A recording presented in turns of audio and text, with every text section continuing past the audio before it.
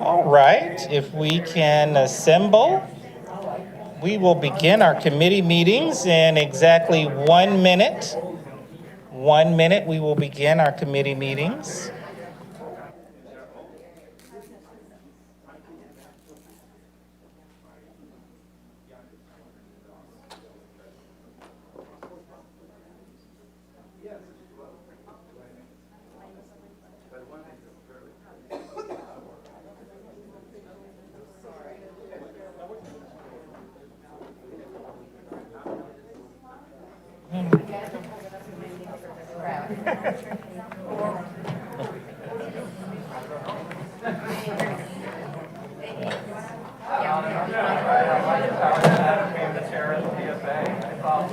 The power you had as the head of the air of the PFA.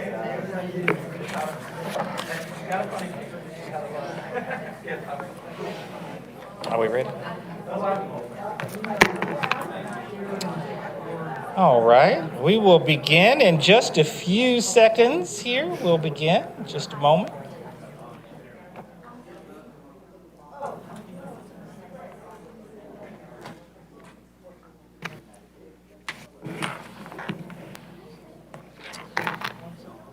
All righty. Welcome, everyone, and to our committee meetings for March 10th, 2026. Our elected officials present: Mayor Mary Robichaux, Councilmember Sarah Beeson, Councilmember Aaron Brumley, Councilmember Christine Hall, Councilmember Jennifer Philippi, Councilmember Alan Sells, Councilmember Christopher Zack. I'm Randy Knighton, the City Administrator, along with the Deputy City Administrator, Mr. Joe Cusack, and along with Michelle Miller, the Executive Assistant to the Council, and also the Deputy City Clerk. And we certainly welcome everybody to our meeting this evening. The purpose of committee meetings are for the city departments to convey information to Mayor and City Council and discuss initiatives listed on the published agenda, as well as provide updates of vital information essential for the operation of city government. By ordinance, the committee consists of the mayor and members of the city council, as well as the city administrator. And this is a public meeting, but not a public hearing. Therefore, while we certainly welcome members of the public who are in attendance this evening, we do not generally take public comments or questions during committee meetings. Public comments and questions are, of course, received on the second and fourth Monday of each month in our city council meetings, as well as the fifth Monday in open forum. And we do encourage residents to reach out to our city staff for any questions or needs, concerns that you may have. We also encourage you to view Roswell365.com for a calendar of events. We certainly welcome those questions and comments from the residents of Roswell and businesses of Roswell. The first item on the agenda is the approval of the committee meeting minutes for February 24th, 2026. Do we have a motion? Motion by Mayor Robichaux. We have a second on the minutes. Second by Councilmember Brumley. Any further discussion? All right, seeing none, all in favor? All right, that passes unanimously. Thank you very much. The first item on the regular agenda, item number 2, consideration to enter into a new agreement with Brink, B-R-I-N-C, Brink, and Motorola Solutions for a trial drone as first responder initiative takeoff program, and that will be presented by our police chief, Mr. James Conroy, and our 911 director, John Potrabowski. Outstanding. That's perfect. Got it? All right. Good evening. All right, thank you. So this is a consideration to enter into agreement with Brink and Motorola Solutions for a trial program for a drone as a first responder program. What it would be is a 6-month implementation and then 1 year at no charge to the city. After that, the approximate cost would be about $249,000. And that's an estimate. It would be based upon what we discovered during that first year trial, if it is a solution that we want to proceed with. Gives us an opportunity for 1 year to try this program. What is a drone as a first responder? What it is when we get a 911 call, we would have right now 3 drones stationed throughout the city, 1 on each end and then 1 towards the center of the city. And it would be dispatched automatically to certain calls for service. Vehicle accidents, crimes in progress, missing persons, situations, fires, any fire call, and a fire alarm call. It would be automatically dispatched. And that's something we could adjust that list as well. Some of our neighbors, City of Brookhaven Police has been doing this for a number of years. They're one of the leaders in this industry. And Sandy Springs started a very similar drone program 2 weeks ago to where this program is. And what it is, the drone launches, immediately goes to that incident location and gives us video imagery of what's going on. I use an example that I've told many of you. When we had the Youth Day Parade, we were testing our drones in the parking lot, showing them to the kids, and we got a call of a house fire in the area. That drone was able to leave here at City Hall and was on scene in 22 seconds and was able to get there and give us video footage. Fortunately, at that time, there was no evidence of a fire, and we were able to update the fire department at that time. But had there been evidence of a fire, smoke, or as well involved, that is something we would update the fire department, and they could immediately deploy additional resources to that location. Another advantage is when you have vehicle accidents, the drone will get up there quickly and tell us exactly where the first responders need to go, exactly where the accident occurred. As you know, many people who are involved in accidents don't know exactly where they are when they call 911, and it takes us a while to figure out where they are, and then when we get there, we have to position our vehicles. So that's some of the advantages. Missing persons. Currently, we use drones on missing persons a lot. We deploy them. This would allow the drone to go immediately as the call is dispatched and get there, and it gathers footage as it's going to the scene. So hopefully we would catch somebody as they're walking away from their home, and we'd get a good direction of travel. That is really the basis of the program, and I would like to open it up for any of your questions. Thank you, Chief. Do we have any questions or comments from council? Yes, Councilmember Councilmember Philippi. Whole situation. Can you talk about the operator a little bit? Does the trial come with an operator? Do you have staff that operates this? And then how does that feed into the cost later on? So there's 2 options. One, it automatically dispatches and goes to that location where it does not take a pilot. And then the other, it can be manually taken over. And we do have a number of pilots in the police department. We currently have drones. We do not operate them as a first responder.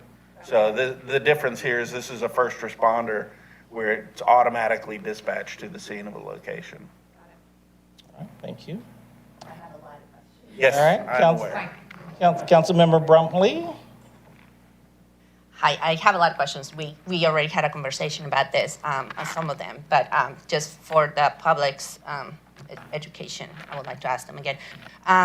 The drones that you have, so you said that the ones that you have right now are not first responders. Is it because there is a different mechanism, or what is the difference between these ones on the trial versus what you have? Correct. So the drones we have now, we use them predominantly, as I mentioned, for missing persons. If we're looking for a subject that has run from the police, our most used case for them is for serious vehicle accident reconstructions. So our officers respond to a scene.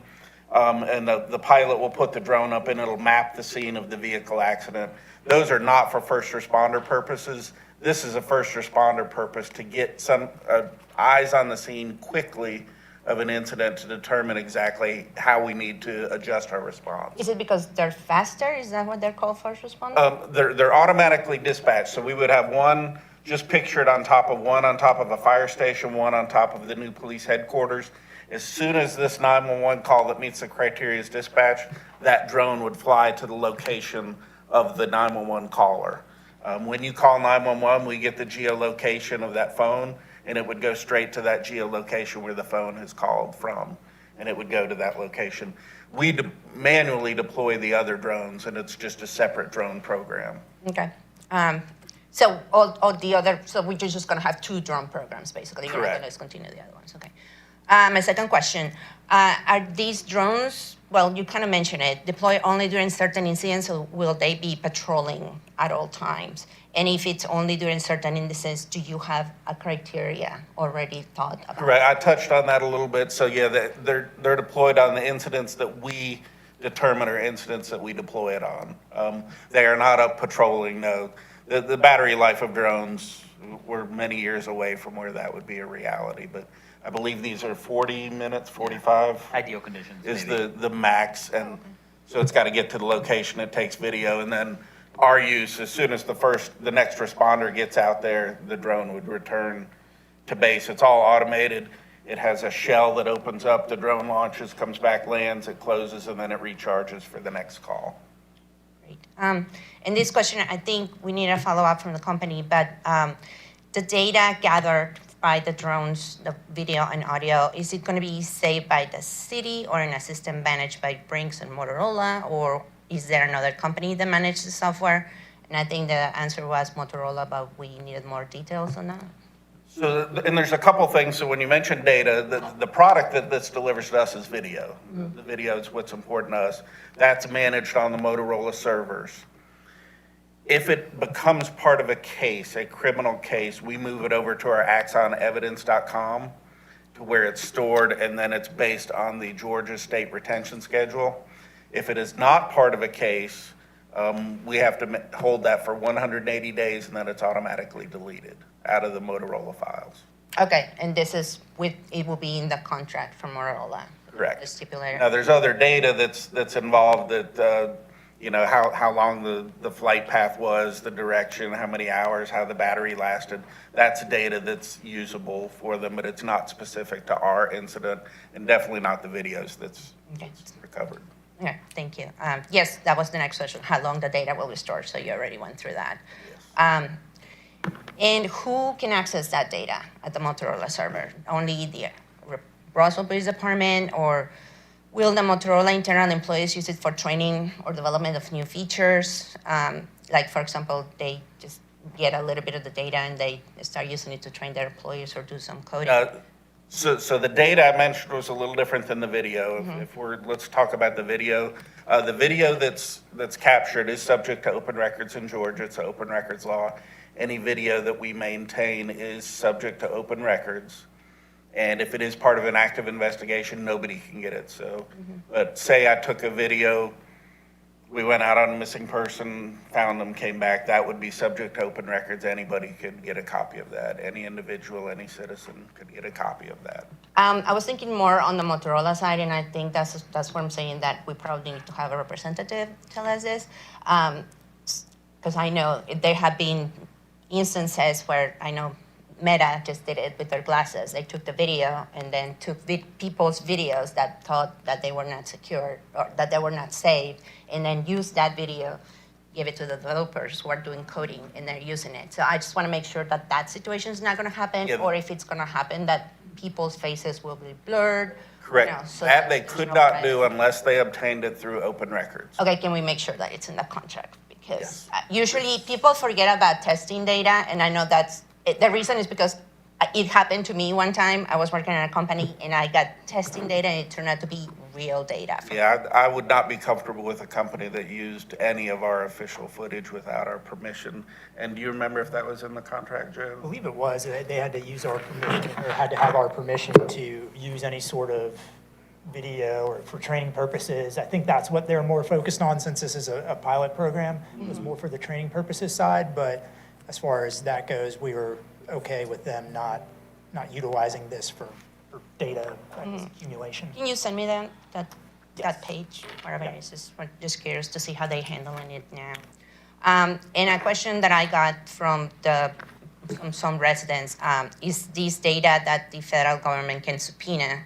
As we know, DHS has been following or not following sometimes procedures, and I just want to make sure that the safety and security and privacy of our residents is paramount. Yeah, like any information we have at the police department, they can subpoena that from us, absolutely. Okay. That's for my questions. Thank you. Okay, thank you, thank you. Councilmember Sells. Two questions, one coming off Councilmember Bromley. Joe, talk a little bit about the data retention clauses in this contract. And also, are we in privity with Motorola? Are we in privity with some entity that they formed? Just talk a little bit about that and what the data retention is.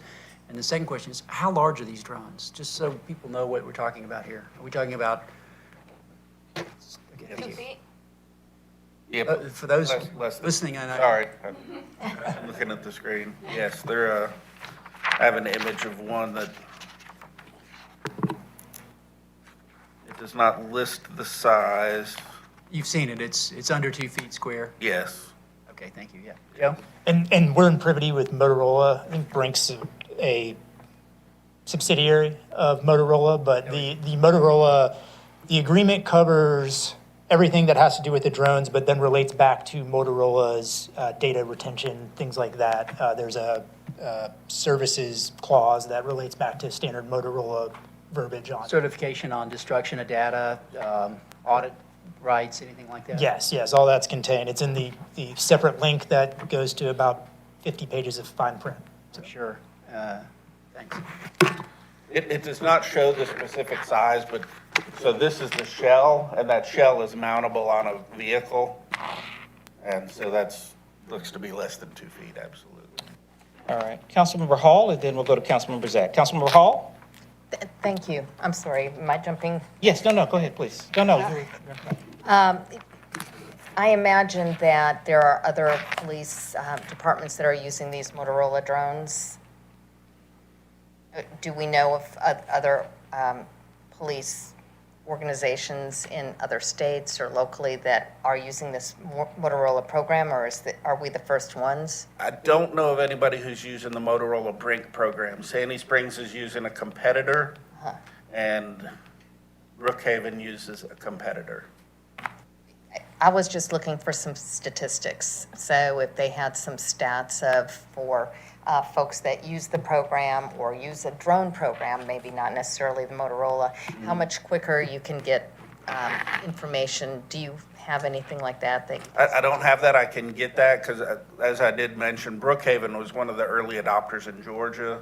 They've had it for, I believe, at least 6 years. They've been operating a drone program, and they absolutely love it. They talk about the speed and how they get out to their calls very. No, I just think that would be helpful for the public to understand the benefits of deploying a program like this and how it could help being on the ground and get to locations faster so that you're not.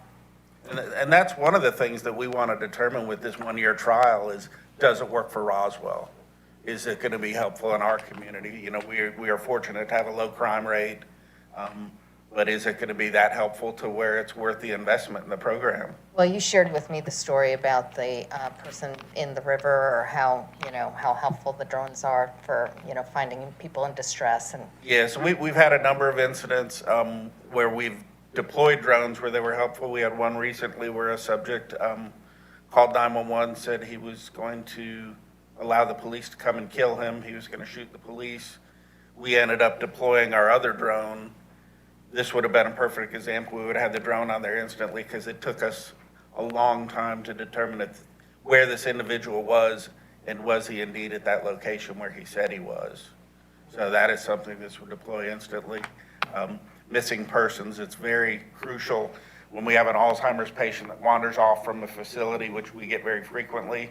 this would get there quickly and hopefully capture them before they got too far away, and we would see them on the video before too long. Right now, the officer gets there, gets the lookout, then we start looking on our cameras in the area and have officers just manually patrolling. Thank you. Councilmember Zach?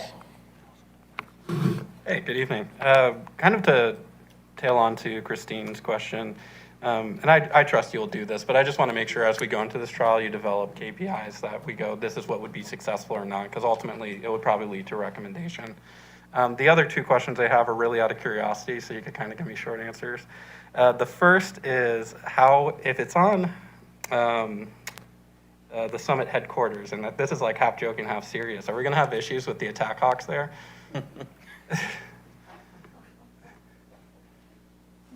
So we do have some aggressive hawks at the summit, and I see them on a daily basis. I've not seen them go after any other drones, so we haven't deployed our drone in that area, and I've not seen them go after the drones. Would they win? The hawk is very impressive. So there's 3 of them that we've seen. So. And then to kind of double up on that question, John reminded me, one of the stories that we talked about, there's a feature in this that there's a help button, and also the new radios can determine if there's an officer or a firefighter down, and it automatically dispatches the drone when that incident occurs. And we did have a similar incident last year where that would have been helpful. Prior to us getting 911 calls about an officer being down, it would have sensed it and been dispatched at the time. And last question is the deployment going to be integrated with like our CAD system? So when a certain code comes up, it'll automatically go no human required? Correct. That's exactly how it works. It will go based on a system that we have a predetermined, and it can be manually launched as well. Okay, excellent. Thank you. Councilmember Peason? Like many others before me, I have several questions. As Councilmember Brumley alluded to, do you have examples of specific criteria that would be utilized to deploy the drones? Like what types of responses would they be used for? So we've got 6 months of a pre-deployment process. We would meet with the neighbors at Brookhaven, Sandy Springs, but just off the top of my head, I listed those. Fires, because fire is crucial, our timing in getting there. Accidents with injury, certain crimes in progress, not all, but you would see a certain crime in progress if it's a carjacking.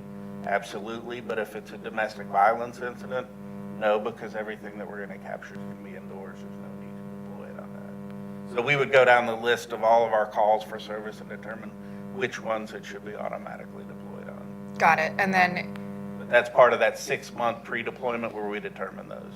so we're really only getting 6 months of use? No, 6 months pre-deployment. Okay. Then we have 1 year of the service. Then it starts. Correct. And then the specific ways that the drones can improve response times. I know that you mentioned fire, but a lot of the times fire is not visible from the exterior of the building. It's especially once it starts inside. Or for example, if it's happening inside a building, or if you're establishing that there's a carjacking, like thumbs up, it's a carjacking. We know that because the call said that. How would we improve the response for the call itself? So, and you hear me, we've talked many times about response time, you and I have. Oh, yeah. Where in my world, fire and EMS is my priority for response times. I care about how fast they get there. Your fire chief will tell you how fast that fire will double in size before they get there. So response time for fire to me is the #1 top priority. So fire and EMS, that's critical. Crimes in progress, absolutely.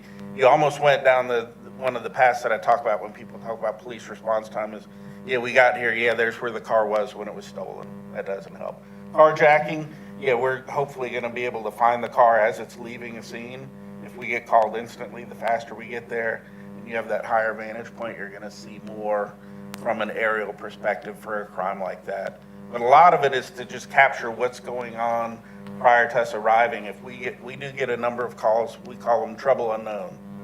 We don't know what's going on. We get a 911 call with people screaming. You might hear gunshots in the background. We don't know what's going on. Getting more eyes above us is going to be helpful in that situation.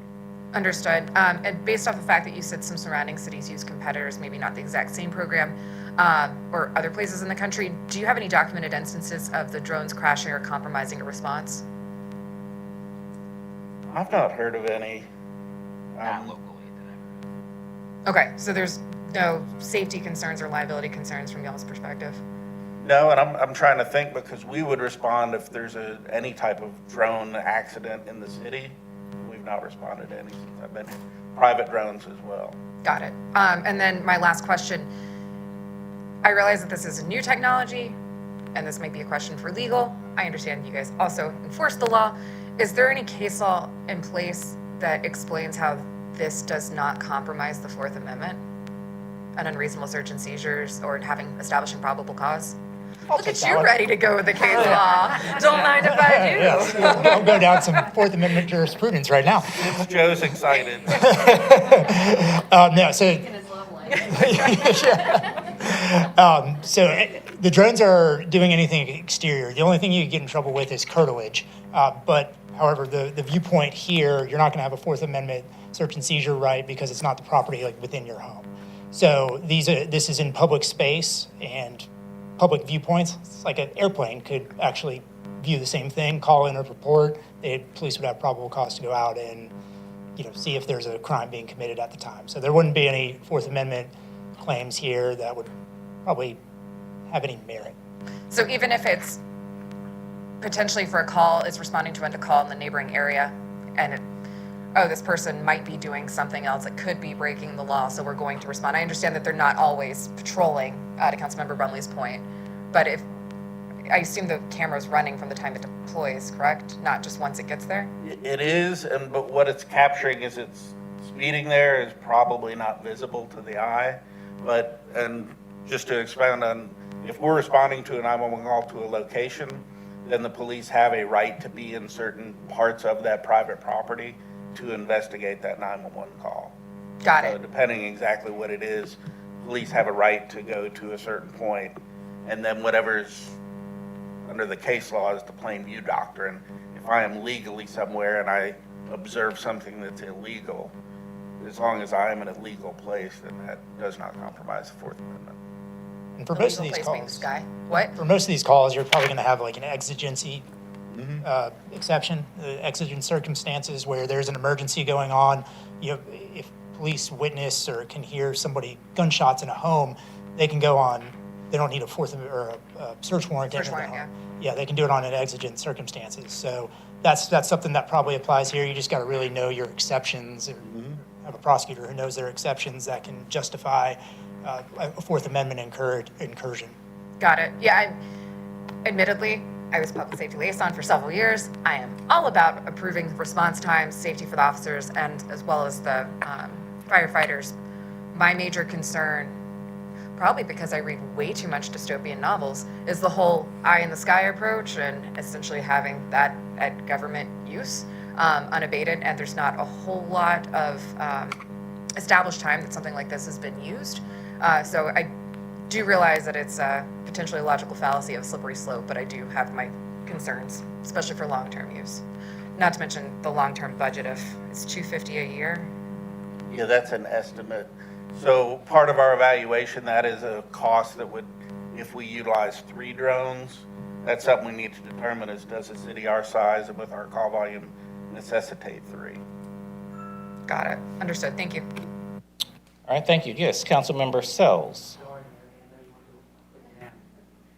Hi. I do have, y'all raised a couple of points that I want to follow up on. You talked about the accuracy and specifically that, it would follow the cell phone. Is this using cell tower data or is it using cell phone data? How? So if you're talking about how the 911 call comes in, and that's one of the reasons I brought our 911 director here. Yeah. John can tell you how Hello, John. we get that. So the 911 location. call comes in.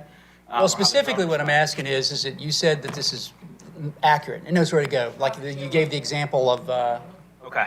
sorry? How is it geolocated? Well, specifically, yeah, because it's one thing for cell tower data. It's another thing if it's zeroing in on the cell location specifically. So which is it? It can be either, kind of going forward. So when somebody calls 911, there's a couple different options in which we can get an address. One, they just actually verbally tell us the address because they might not be at the location. Example, my daughter called me, someone's breaking into the house, I live at this address. So there's that option of how we get that address, manually enter it, gets verified in our system through our GIS data in the background. The other option is when they call in, we can get the cell tower location, and it does like a triangulation and kind of gives us an estimate. And more recently, what we've been getting is only when somebody calls 911, we actually get the GPS data off their phone. Only when they call 911. And that's the data that we historically use when somebody's calling. They'll tell us where they're coming from, but we can actually confirm it with that GPS data when they're calling 911. And that would be the address that we would historically use to send to that location. To your dystopian novel. I'm reading We by Evgeny How am I- Newton right now. We can't type in your phone number and get your location. It is only when you call 911 that it is sent to us. Okay.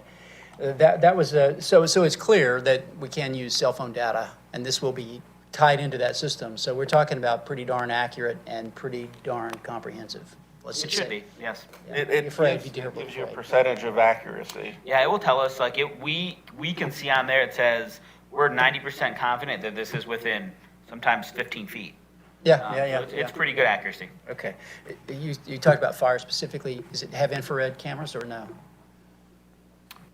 Do not believe they do. That may be an option. I think it's an but option, the and I one that don't we have remember does if that was not. in this contract. It's I'll not have in to this look at it. package. Yeah. And then the last thing is, Joe, back to you.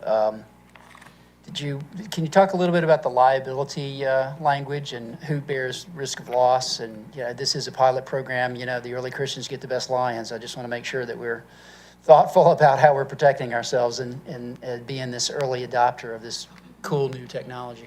No, we are, there are some exclusions in here, but we are indemnified from any drone malfunctions that may happen.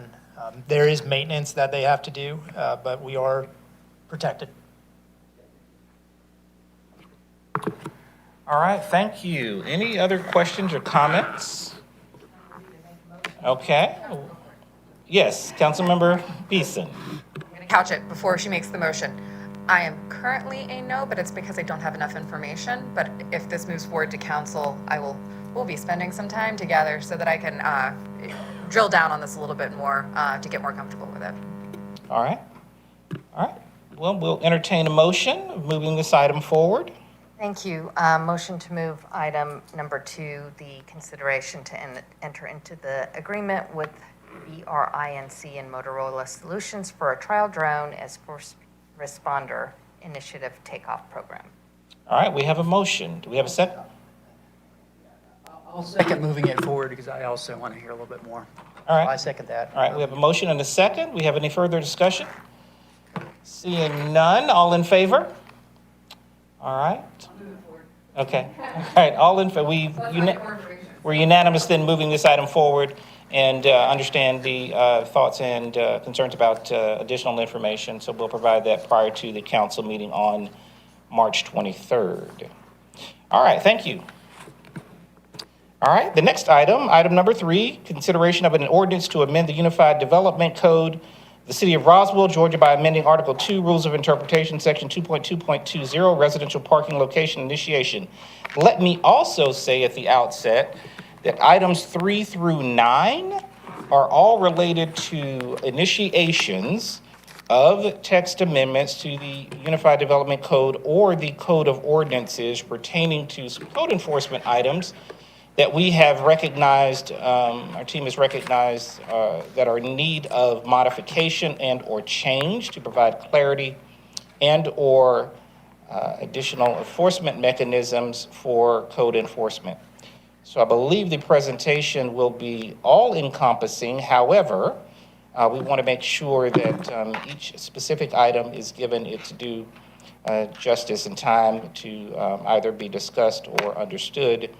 And Michelle Alexander, our Community Development Director, will walk us through all of these items. Thank you. Thank you. Thank you for the opportunity to be able to walk through this as one presentation. Just talking a little bit about the mechanics before we get into the content of what the request is.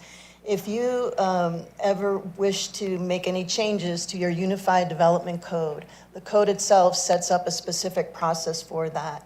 And the first step in that is to initiate the process. So your request this evening is very limited. It's just to be allowed to permission to move forward. So you don't have to decide on the specifics of any language tonight or a resolution on it. It is just requesting the permission to move forward. So we're bringing to you the case for initiating the process.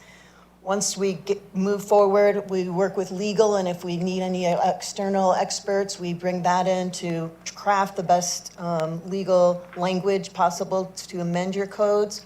There's a public hearing that's required by the Planning Commission, and Planning Commission also makes a recommendation on the topic.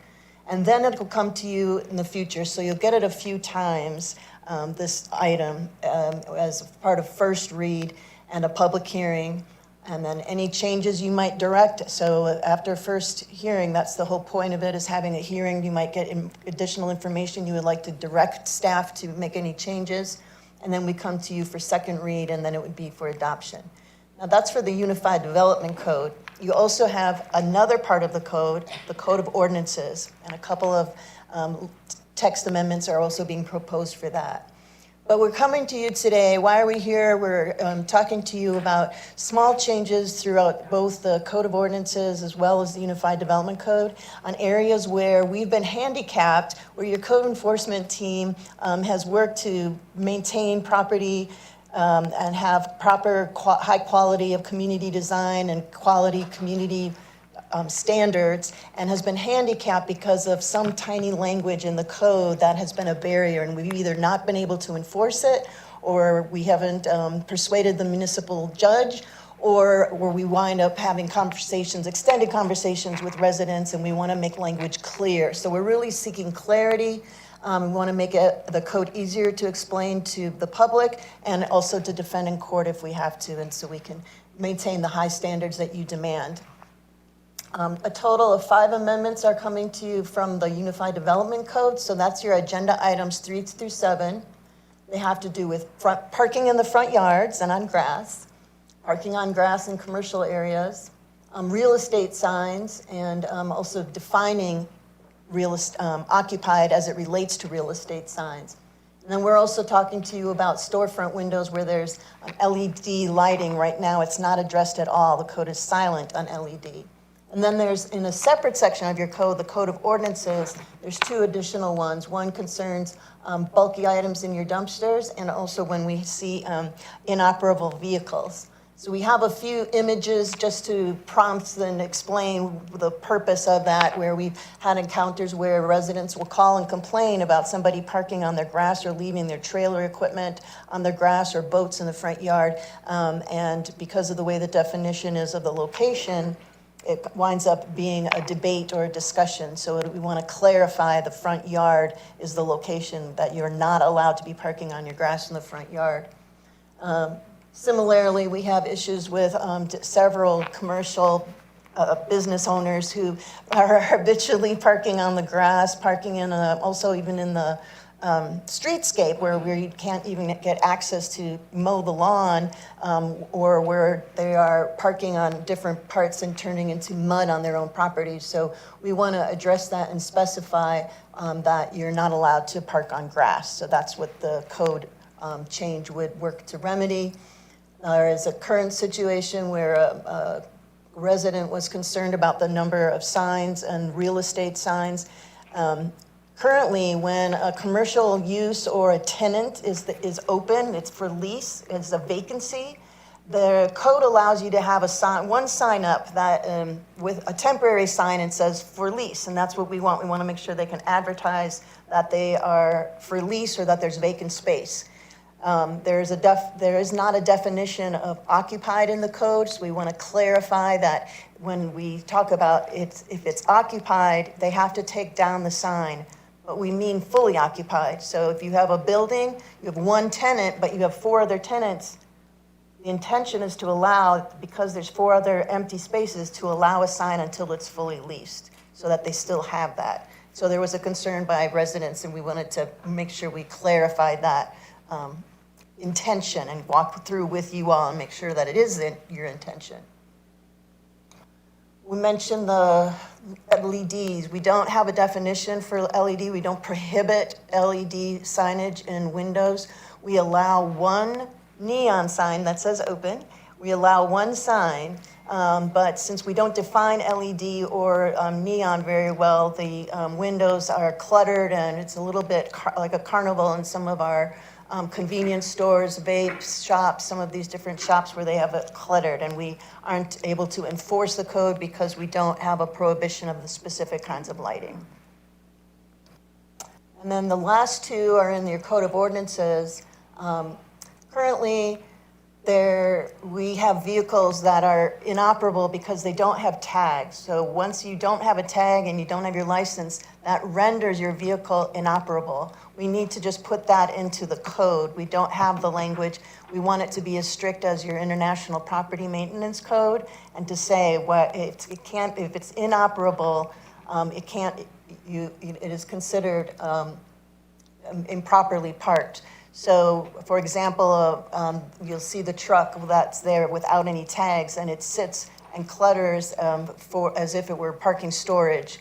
When they do not have tags, this change to the code we're proposing will allow us to cite them and clean up the clutter so that they don't have inoperable vehicles improperly parked.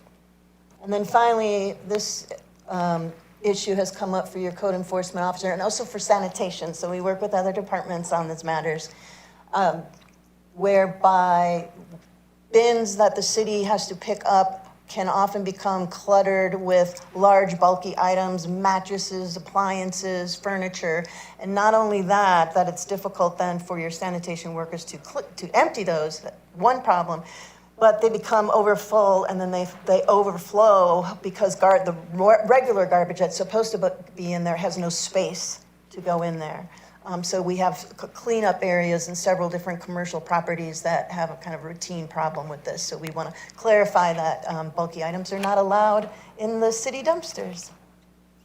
So that runs through the list of codes, I say 4 here, it's actually 5, excuse me, amendments to the UDC related to parking, grass, real estate signs, the LED lighting, and then also for the code of ordinances, bulky items and dumpsters, and also inoperable vehicles. We would like to have permission to move forward to prepare language to amend your code so that we can enforce as your intent and keep our city at the high quality you want. Thank you. Thank you, Michelle, for capturing this concisely. However, we do want to make sure that there's ample time for discussion on each individual item if needed. So we'll certainly open up the conversation. Yes, Councilmember Beeson. Single question related to the bulky items overflowing dumpsters. Will the dumpsters, because those are city dumpsters, correct? Correct. So will the signage on those dumpsters all be updated to reflect that no bulky items are permitted under this new ordinance? We'd have to work with sanitation, but that would be a logical way to announce and educate about the change. Got it, Yes. thank you. Thank you.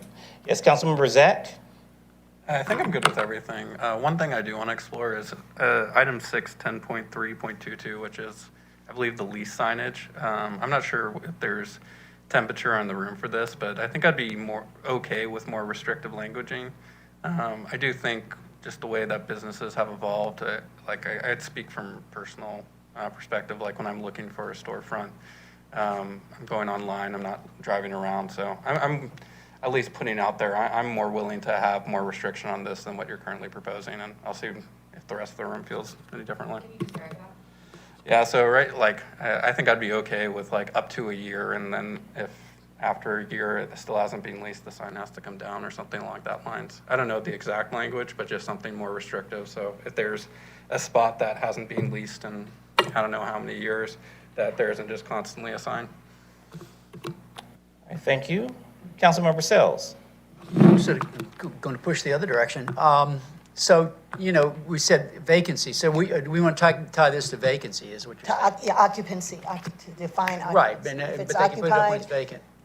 The problem once with it's that, occupied, you don't get your temporary sign anymore. That sign has to come down. right, but you're saying that if there's a vacancy, they can put a sign up for that one particular storefront. Unit, yes, Yeah, yeah. yes, that's Okay, what well, that would. I think propose. vacancy is too late, right? It's got to be in advance of the actual vacancy. And so this is going to be hard to enforce because they're putting it on the market, you know, in anticipation of the end of a lease, which may be 6 months in advance. And these commercial leases take longer than 6 minutes to let. So I would say they're going to need more time than just vacancy because that means they're going to absorb that lease-up time, however long that may be.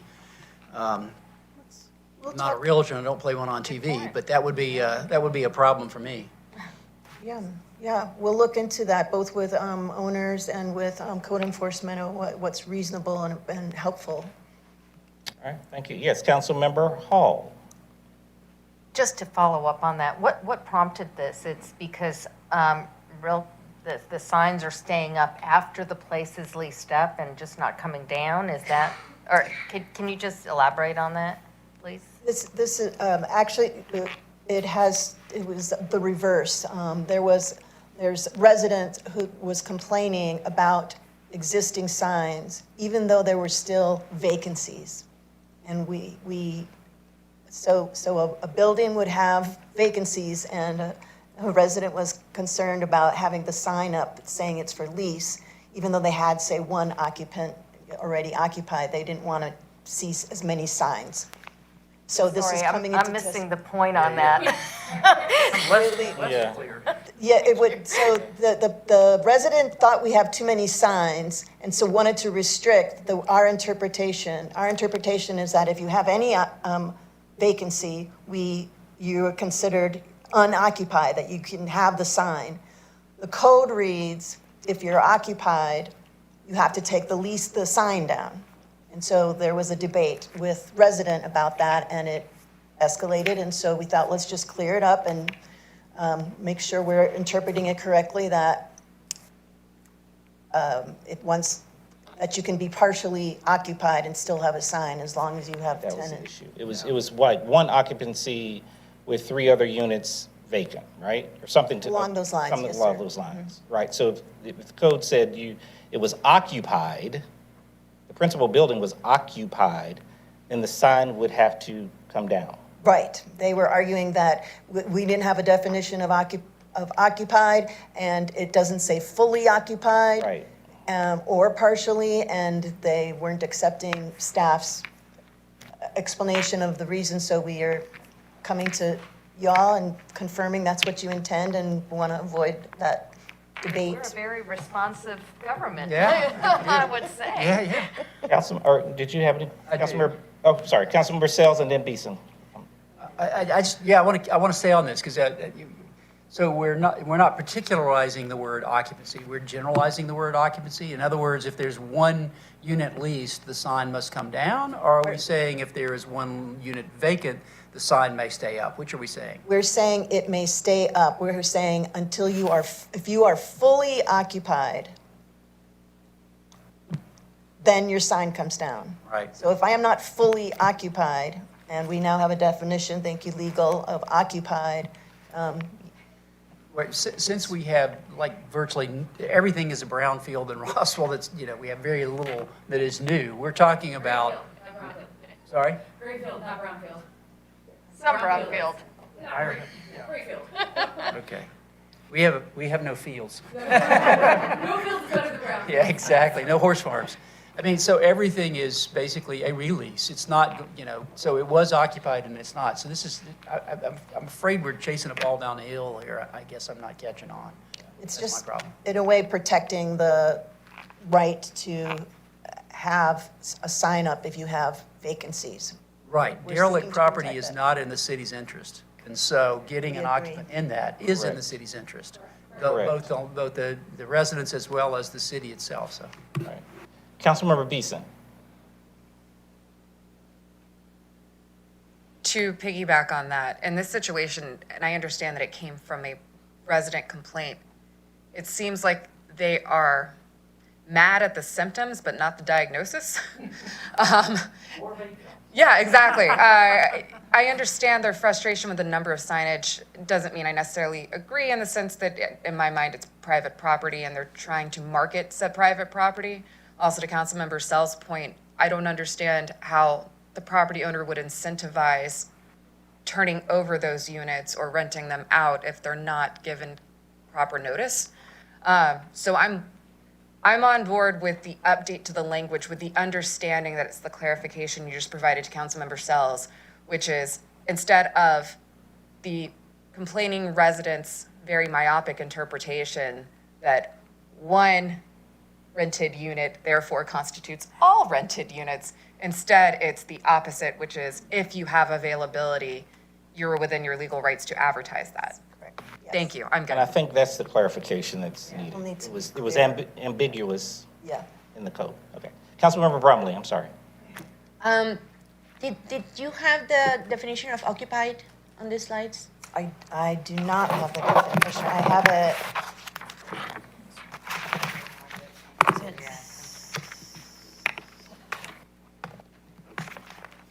I think it would just, interesting to see. Yes, yes, yes.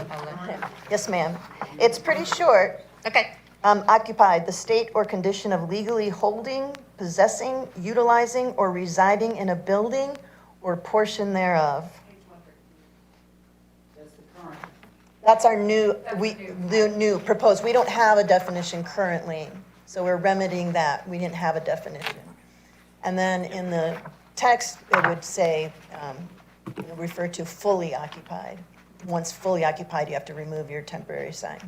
And just to clear up what was going on here, staff's interpretation was the interpretation we were talking about, that if you have one unit available for rent, you can have a sign. And so that is what the interpretation was. This just goes to make that clearer and make that more. code. Yeah, make it clearer and easier to enforce for code enforcement.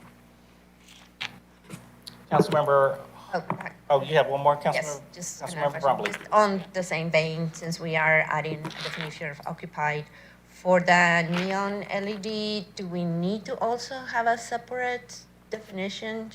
I don't know all the different types of signage. I don't know if there's signages that will not be included in either, or like if it uses a halogen light, that's not neon, that's not LED. LED defined currently in the code?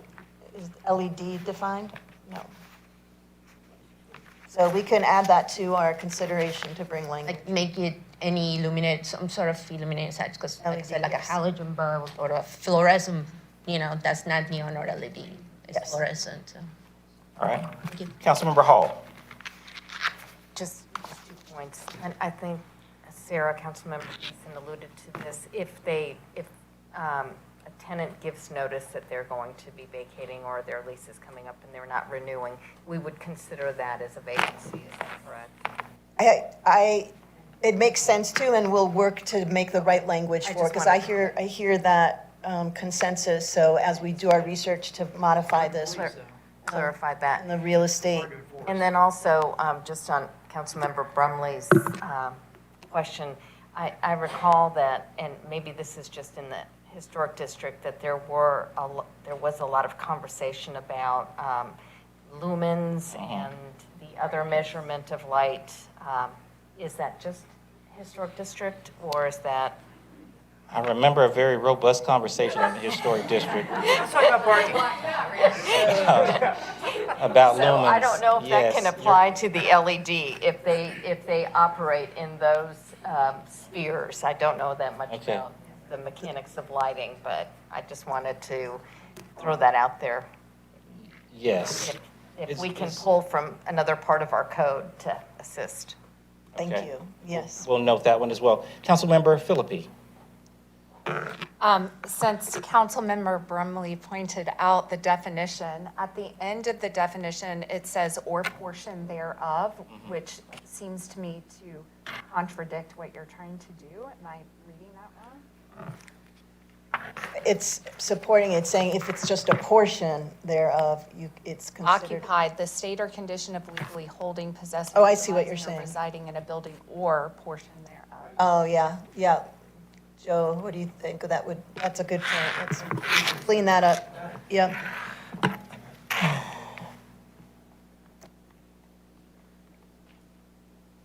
I think that's something, we'll probably need to clean up some of the language on this. And I think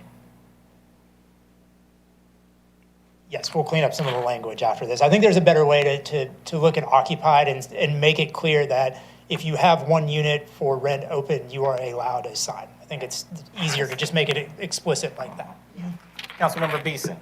Wouldn't the easy fix just be switching out building for unit? The state or condition of legally holding, possessing, utilizing, or residing in a unit or portion thereof?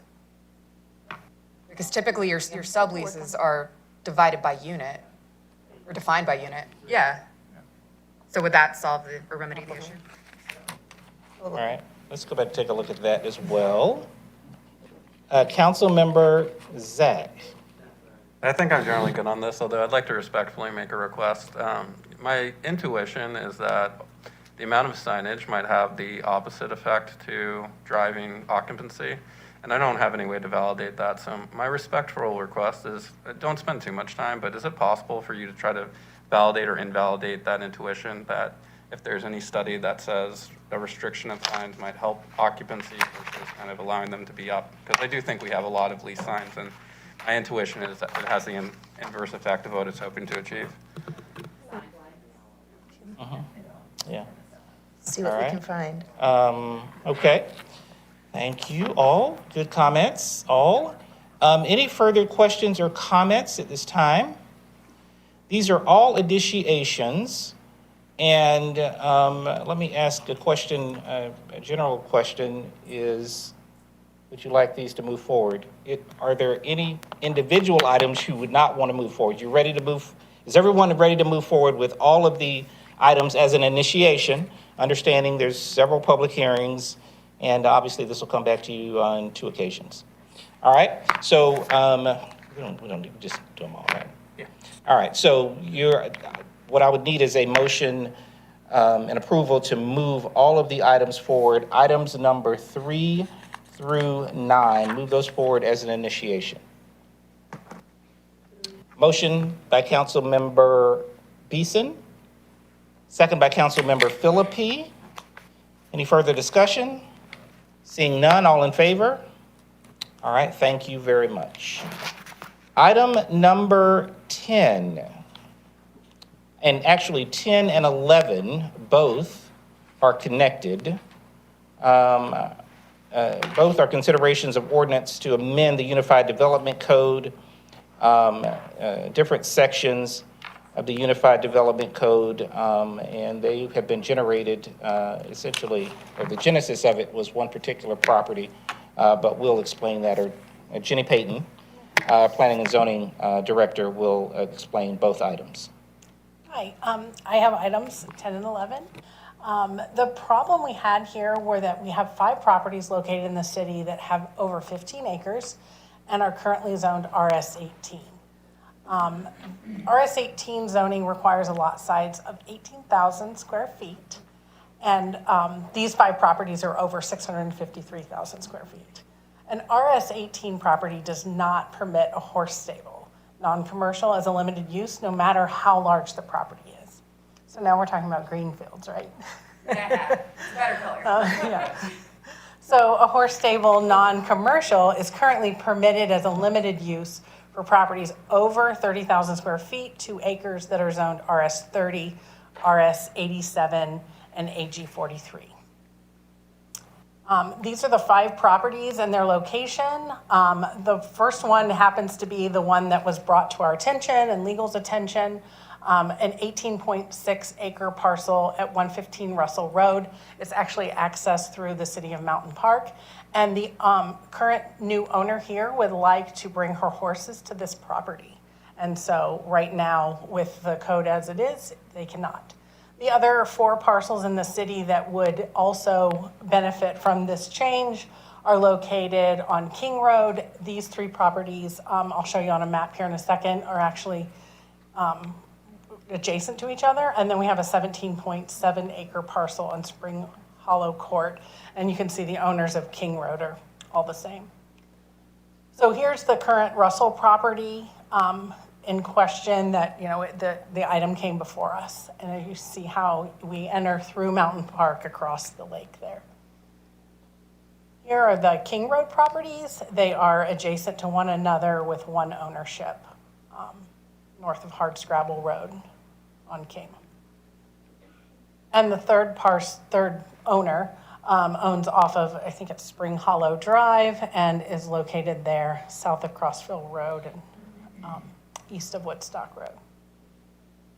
So the proposed change would be to add a limited use for RS18 for horse stable non-commercial. And I do have some drafted language. It has evolved since the packet language, and I do have it here. If you'd like, it's really the language on the back page. So we propose initiating a change that would allow to maintain the 2 acres for parcels in those current zoning districts of AG 43, RS 87, and RS 30 with no change there, but to add for parcels over 15 acres that are currently zoned RS 18 zoning. The next language change would come related to the accessory building. 5 would turn into 5A and B.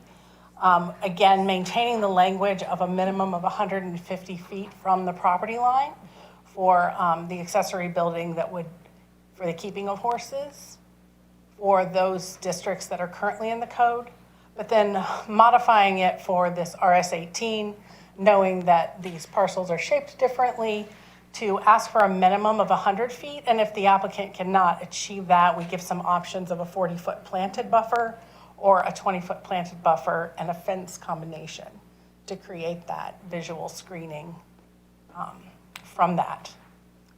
So that is that item.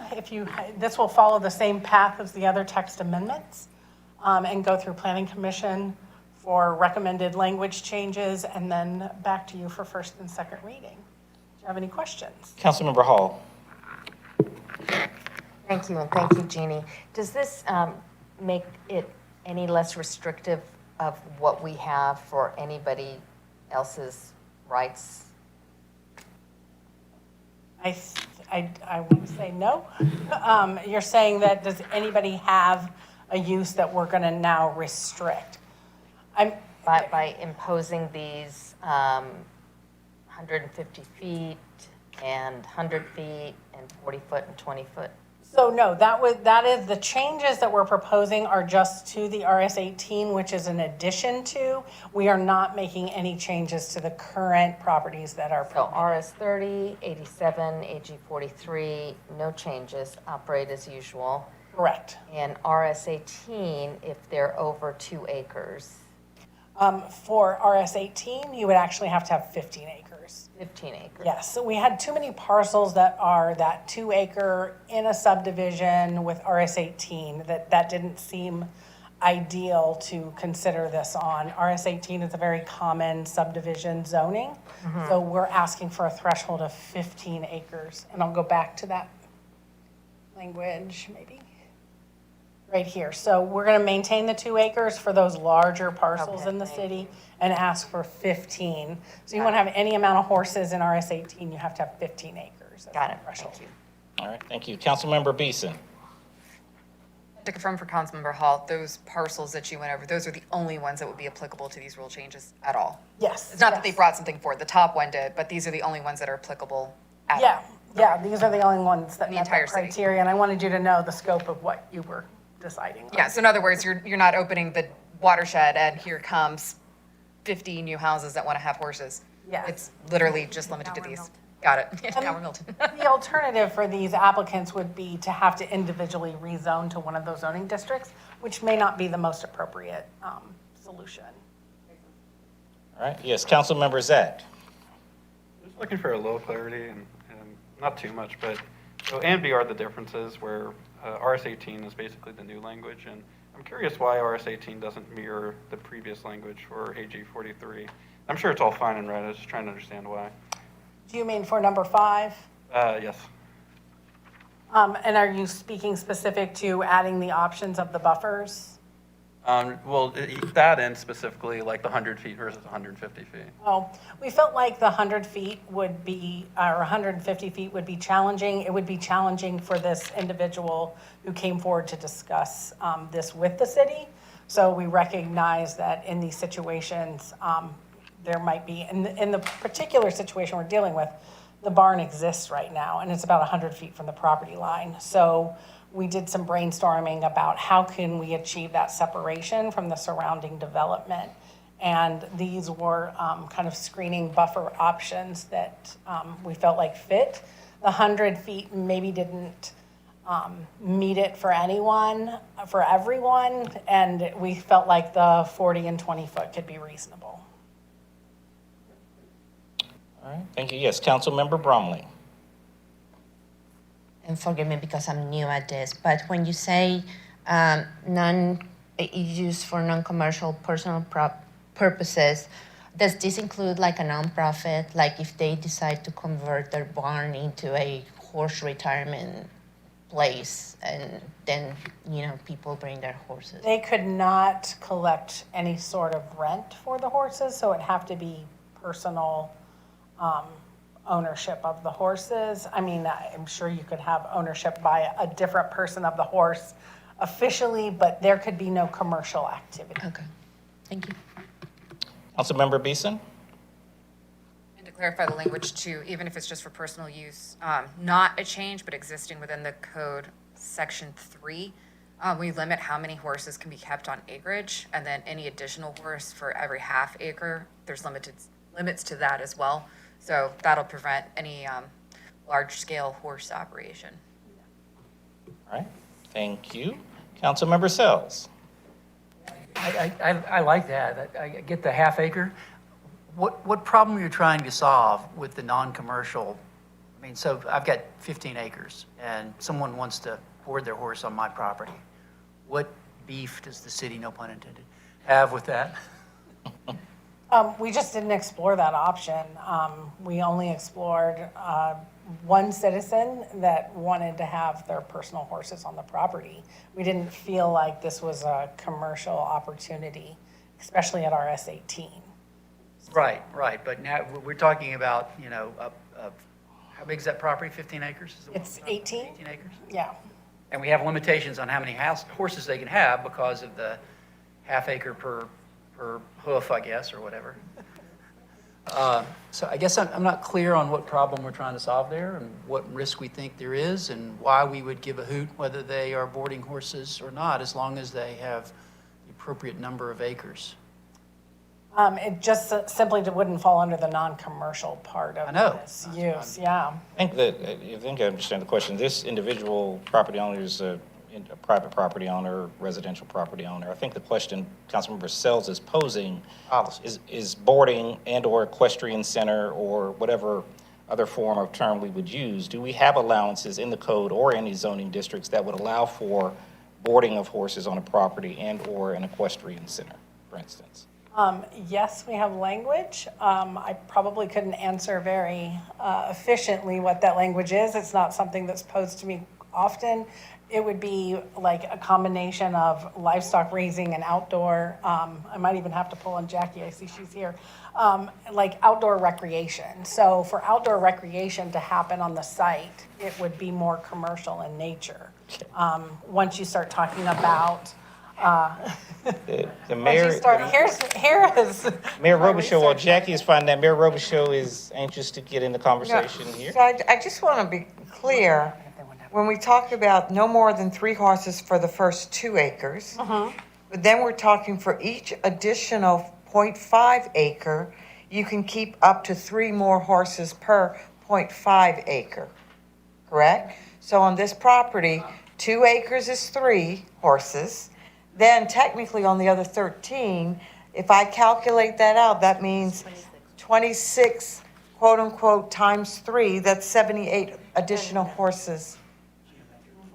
No, it's one additional. It's just. No, it says up for each additional horse kept beyond the 3. Yes. Okay, Yeah. so another 26, sorry, Yeah, but so that it's could another be 26. 29 horses could technically be kept on this property. I hadn't done that math. That is language that was currently in the code. I'm not disagreeing, and I'm not Yeah. for or against it. I grew up on a horse farm, so I'm okay, but I'm just saying everyone needs to be clear when this kind of language, that it's not, it would allow up to on this have- parcel property. have that. Not that they're gonna do it, but technically, so 29 horses could technically be kept on Yes. this property. Yes. Okay, Councilmember Beeson. I'm all for it, but. To have the amount of money where 26 horses is my problem. I don't believe that that's the concern of the current owner. I believe they just have a few horses. But to Councilmember Sell's point, and to clarify before Jackie gets to wow us with her amazing knowledge of the UDC, this is only related to the residential code, so they only have the language for non-commercial. If we go into the commercial code, then that's a whole entire other table that opens up the uses for commercial use for horse property.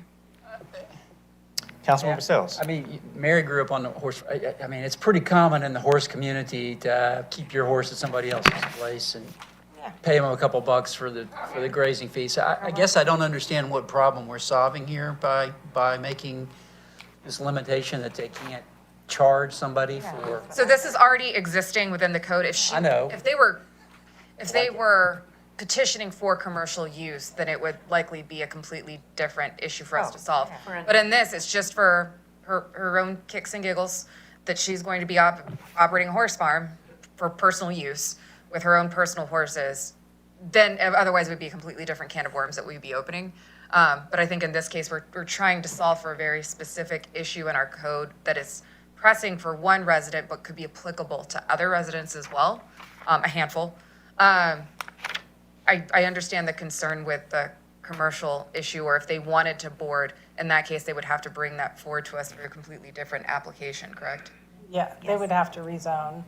And, you want to go ahead? Okay, so technically in the code, the only thing we have under the use chart is horse stable, non-commercial. So we actually don't have anything specifically in the code that allows for commercial uses of the boarding of horses or an equestrian center. We have had an equestrian center in the past, but those are gone. And then when this code was rewritten, and we did change it in 2003, we specifically stated it for horse stable, non-commercial, due to the area and what we are looking for here at the city. Now, that doesn't mean that this mayor and council can't change that and indicate if we would like to have something for commercial. But the use is not, the use is very specific for non-commercial at this point in time.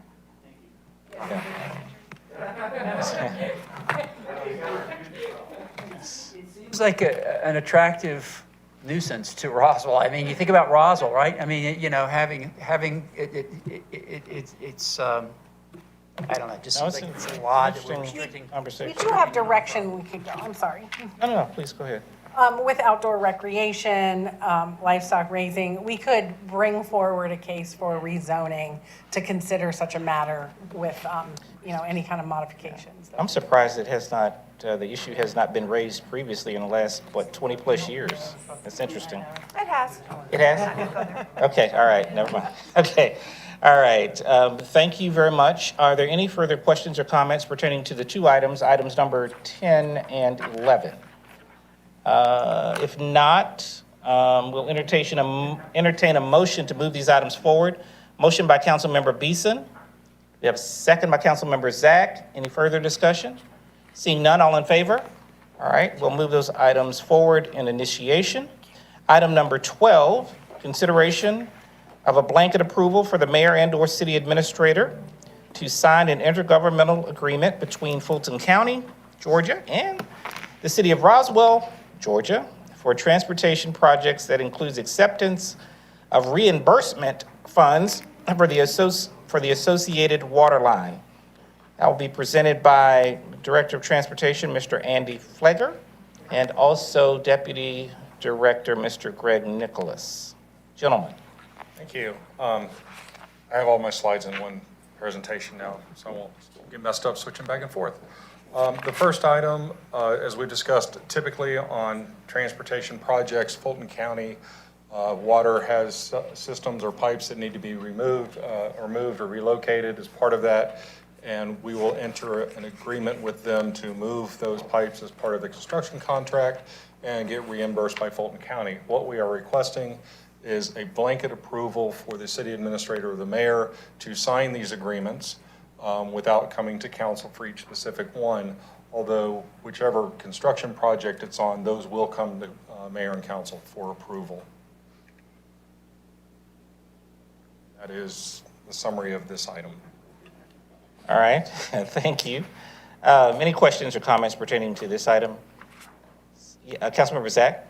Your brief and direct approach is very appreciated. Thank you. All right.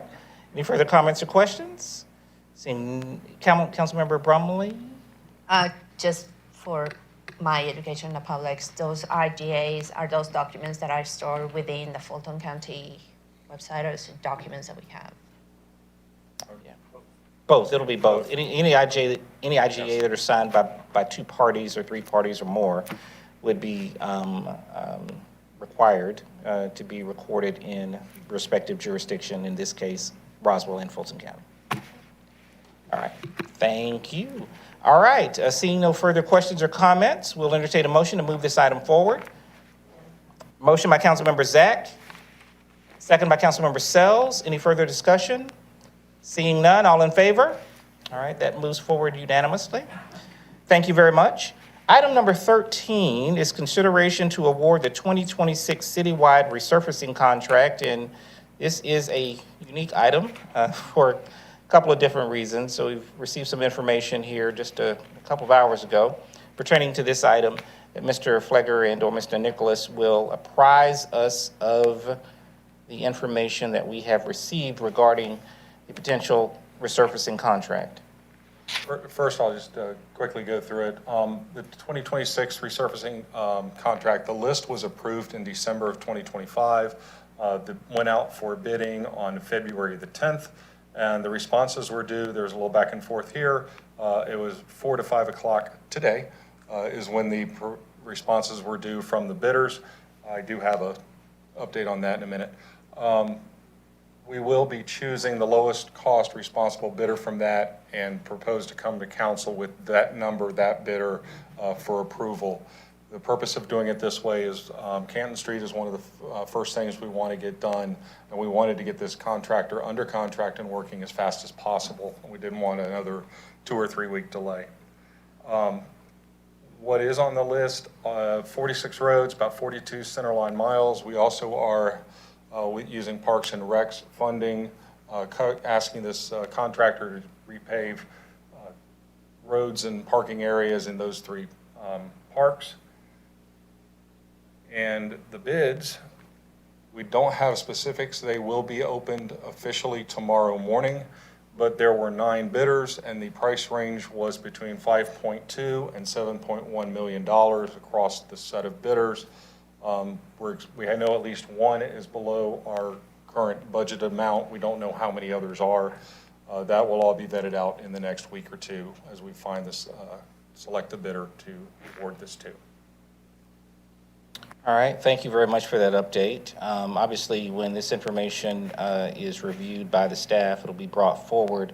I will highlight again that we're trying to move this along as quickly as we can for a couple of reasons. One, it would help, I would assume, the bidder, whomever that is, to start moving forward with these resurfacing projects. We certainly don't want to get into the fall and or winter like we did last year, which caused several challenges for us. Also, Canton Street, I believe, is on this as well. We want to be able to do that hopefully between the 1st and 2nd Alive in Roswell, between April and May. Yes. To try to get that done as well. I will also highlight the fact that it's the lowest responsible qualified bidder. Yes. Right? And so we want to make sure that the vendor who is chosen has the capability and the capacity to complete this project commensurate with the quality the residents of Roswell expect. Okay? We did put language in this bid that once we sign a contract with the bidder, they have 30 days to begin work and actually start working. They have how many days to complete all roads? Sorry, I'm drawing a blank. 120. 120 days to complete work on all roads. They have a blackout period where they can't work in the parks during the summer, but they do have a end of September deadline to finish all work in parks. All right. Councilmember Zach. I hope this isn't a loaded question, but are we able to put timetables to the expected paving dates to each project? On the day-to-day, No, like, farther range is fine, but I just know, looking at last year when we were doing paving, we had kind of the bulk list of everything being done versus like knowing this road was gonna be this big, or around that range. Yeah, Yeah, yeah. just as close as we could get, just some estimate. And I That's think, okay. And yeah, no, that's a very important question because of notification to, for instance, residences or people impacted by that resurfacing project within, day or two or prior to the resurfacing project being done in their neighborhood or on a particular road. Yeah, I would say, once we get the contractor on board, we'll have them develop a schedule, and we'll work with them, and we'll be in contact with our communications department. Councilmember Beeson? Councilmember Beeson? I just wanted to flag too that that was a conversation, you guys are aware, these folks are not, a larger conversation that we had at the retreat of better notification for residents as it relates to paving. I was one of the many who was impacted by the wonderful repaving in front of my child's school this year. It was a delight, but now the roads are lovely. But that was something that we understand as a pressure point for a lot of residents and impacts commutes as well. I have one question for you. Given the ranges of what was provided and the proposals, and I realize that you haven't gotten into the nooks and crannies of how qualified they are yet, we've allocated $5.9 million to this. That's very much on the lower range of what you just provided. Is there a likelihood of a budget amendment or change order coming forward later for that? Or are we sticking to this 5.9 number? I will stick to the 5.9. The method of the contract, as it is done, we are going to pay by unit price of yard of asphalt laid down. So we will negotiate with them. If we end up with a qualified bidder that came in higher than that, then we will start cutting some surface area out of it, and we will stick to this budget. Got it. And is there any way that we could request the vendor to give us a cost savings on bunching or pairing mobilization cost? Possible. Okay, thank you. We can discuss that. That'll be a part of the negotiation, I'm That'll assuming. be part of the negotiation. Okay, good. All right. Any further questions or comments regarding this item? We will make sure that obviously we provide you with detailed information regarding the evaluations prior to the next council meeting. All right? Thank you. And so do we need this to move? We need this to move forward. All right, we do need an affirmation to move this item forward. We'll entertain a motion. Motion by Councilmember Sells, second by Councilmember Philippi, Brumley. Any further discussion? All in favor? All right, thank you very much. That passes unanimously. Item number 14, consideration to approve a contract amendment for winter construction for the completion of the Green Street Mobility Project. Gentlemen? All right, good evening. So similar to the resurfacing, this one we're doing that one, this one a little bit like that. So we just got the number from Winter Construction this afternoon. We will be reviewing the number, and we will basically asking you all for approval to move this to a future council meeting. But just as a quick background, the Green Street Mobility Project, this is phase one. This is from State Route 9 up to Cherry Way, and also including the improvements on Plumtree Street, which would construct an 8 to 10 foot multi-use trail, convert Plum Street to pedestrian-only traffic, and then bury the aerial utilities as well.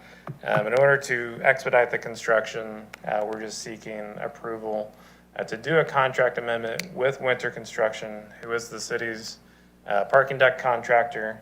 They've done a very good job so far. They've been very in tune to this project as well. This amendment will not change anything related to the parking deck. This is only for the roadway work, but we are asking for approval to move forward with them to construct the roadway piece as well. And we'll answer any questions. All right, thank you. Council, any questions or comments regarding this matter? Councilmember Sells? Yes, because they're there, we're getting the benefit of, they don't have to mobilize and all that stuff, so is that part of the savings? Yeah, that was the thought. I mean, obviously, We would have liked to start the roadway piece earlier, but utility coordination has taken longer than expected. But the goal is to get them starting construction at least before the deck opens up. The roadway piece will not be done by the time the deck is open this summer. But they already have forces mobilized, and there's definitely some cost savings there. Thank you. All right, thank you. Any further questions or comments? Yes, Councilmember Bromley. So the contract amendment, is it a change in the amount? Do we have the amount? Yeah, it would be, that's what we just got today. We'll be verifying the amount over the next week or so, and then we'll bring it to the appropriate council meeting. One thing I do want to highlight with respect to this item, to be clear, Winter Construction is obviously constructing the parking deck. This is an amendment to the contract.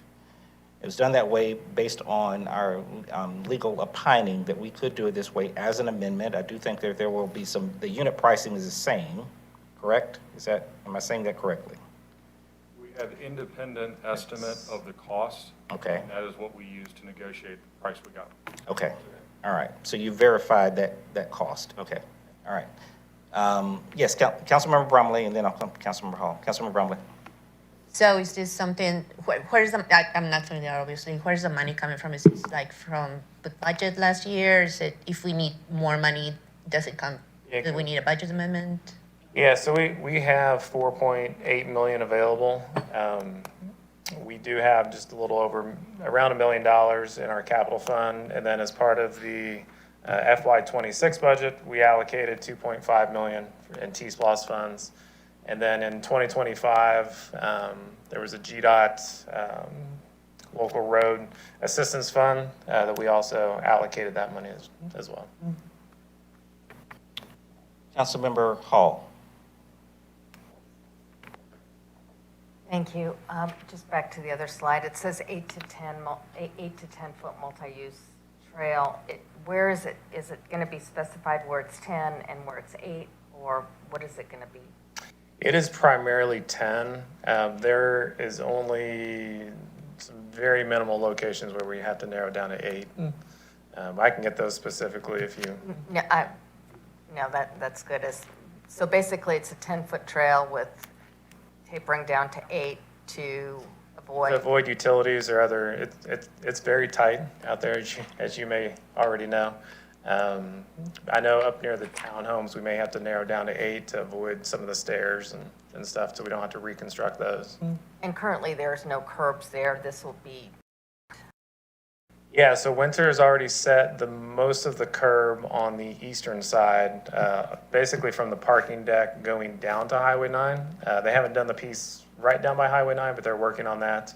And then as part of this work, they will be setting the curb on the west side as well to officially narrow the road. All right, thank you. Councilmember Bromley. Because I'm still learning all this. When you say multi-use trails, will this one include golf carts and bikes? And people use those, or is it just people walking? So it'll be bikes and people. Green Street's already 25 mile an hour speed limit, so golf carts are allowed on Green Street. So they can use this as a cut through? I mean, yeah. They'd be able to come down Green Street, and then, something we may have to look at is maybe a crossing on the new connector road to get over Highway 9, because they won't be able to take Green Street all the way to Highway 9, because then they won't be able to get anywhere. But Just to be clear, I just wanted more for people walking than golf carts. That's, All right, thank you. Any further questions or comments? All right, seeing none, we will entertain a motion to move this item forward. Motion by Councilmember Philippi, second. Councilmember Sells. Any further discussion? Seeing none, all in favor? All right, that passes unanimously. Thank you very much. In advance of the next item, given the fact that it's discussing Kimley Horn, my firm, which is my employer, has an active contract with Kimley Horn, so I'll be recusing myself on this item. All right, thank you for the notification. All right, item number 15, consideration to award the Big Creek Trail Design Contract to Kimley Horn and execute task order number 1 in the amount of $1,998,630 with a total budget authorization of $1,198,630. Gentlemen?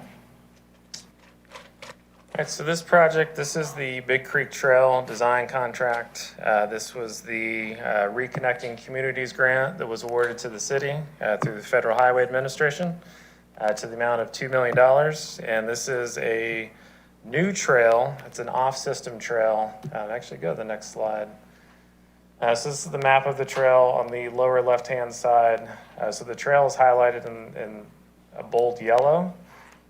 So it starts at Old Holcomb Bridge Road, basically follows Big Creek, not Big Creek Roadway, but the Big Creek itself will connect to Liberty Square Park.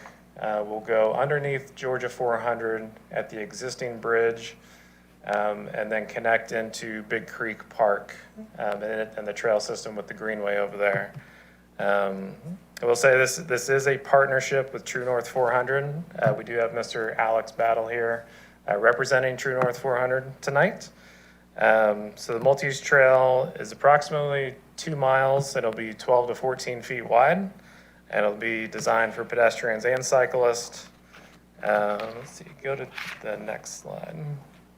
So we did issue a request for qualifications for planning and engineering design services. We received 8 statements of qualifications. We had a committee representing transportation, finance, recreation and parks, and True North 400. And then ultimately, through the qualifications-based selection, we have selected Kimley Horn. Since we selected Kimley Horn, we negotiated scope and fee for task 1, which is the concept phase, which includes database preparation, MS4 and hydraulic analysis, concept report, environmental studies, and public engagement. And we are recommending approval to execute this design contract and begin work on this project. And we do have funding available. And we'll answer any questions. All right, just a quick question. How was Kimley Horn chosen? What was the process for obtaining Kimley Horn? So there were 8 statements of qualification. That's all I needed. I missed it. Gotcha. Thank you. All right. Thank you very much, Councilmember Brumley. What is the amount of the contract? Yes, it's just over $1 million. Okay, and then, so in your last slide, you have that we have 3 million Yeah. available. So is that 3 million for construction as well? Or like if we used, 1.1 million, then whatever, the 2 million left is what we have to build it? Yes, so this is just for the concept level phase. If you recall at the retreat, we showed you the flow chart that's for projects that have federal dollars. So there is a lot that goes in, pretty lengthy process that we have to follow. So the one just over $1 million is for the concept phase, and then we'll move into preliminary design and then final design. I don't envision us having much, if any, money left over of the $3 million once we get through design. But we will be seeking construction funding, whether it's T-SPLOST funding or additional federal funding. Especially once we already have federal funds on this, it would be ideal to go after additional federal funding for construction. And part of the concept will be finalizing, what is this going to cost? Because right now we really don't have an idea how much this project will actually cost. Okay, so all this is just to get something that we can go and look for money to build. Yes. Yep. All right, thank you. Councilmember Sells. I may be mixing concepts or projects. I think we talked about this before. Is this going to tie into the Big Creek Parkway? Because there's going to be mixed-use trail on the Big Creek Parkway as well. I mean, and I'm just thinking specifically, and I think I asked you before, drilling under 400 is a whole lot harder and more expensive than going over 400 on a bridge that somebody else is building. So I just want to talk about that because we're here at the design phase, and So can you just jump in that, please? Yeah, so as part of this conceptual phase, we will be asking the consultant to look at our Big Creek Parkway project and see if it makes sense to make some connections. There still may be kind of both, and that may be, we'll just kind of flush that out during the conceptual phase. As far as underneath 400, we actually do have a photo. So it's not a new tunnel underneath 400. It's basically utilizing the slope of the bank that's already there and the bridge of 400 that goes over Big Creek. So this trail would go underneath. Gotcha. Okay, so we're not boring under 400. Correct. Okay, It's already occupied, I see. That's good. I know, that actually gives me greater relief. These are, given the questions from before, this is very similar. This is New Day Creek Trail going under I-575 in Cobb County. Those are pictures along the trail, and then cool pictures of what I think that's the Town Center CID, let some artists go in there and do their thing. Thank you. Any further questions, sir? Yes, Mayor Robichaud. Looking at this, obviously, it's the bridge. Go back to where you had the topography map. So again, everyone understanding that portion of this is going to go over within a floodplain. Yes. That floods a lot. Yes. Because I'm off of Haynes Bridge, and oftentimes that whole area and that park walk, which is not built up, Right. when it floods, it's you can't flood. walk it. Okay, so Yeah, that's possibly the cost differentiation too with design and looking at going over basically protected flood zones. All right, thank you. Councilmember Brumley. Yeah, so the contract that we're doing will include those environmental studies to make sure that those wetlands are provided. Yes, we have to do extensive environmental studies because there are federal dollars, and then hydraulic analysis as well. Okay. Because if it's that's my other concern when she brought it up. Like if it's a trail that is always going to be flooded and we're going to have to repair it all the time, and poor people are not going to be able to use it. Yeah, I didn't say always, but I think that's going to be part of the design to see, do you raise it? Understanding there are times it will either be closed unless it's raised up to a certain point. Yeah, and I think we'll have to determine how much is on boardwalk, how much is off boardwalk, and that's, All right, thank you. Any further questions or comments regarding this item? Seeing none, we'll entertain a motion to move this item forward. Motion by Mayor Robichaud. We have a second by Councilmember Brumley. Any further discussion? Seeing none, all in favor? All right, that passes unanimously. We can bring Councilmember Beeson back.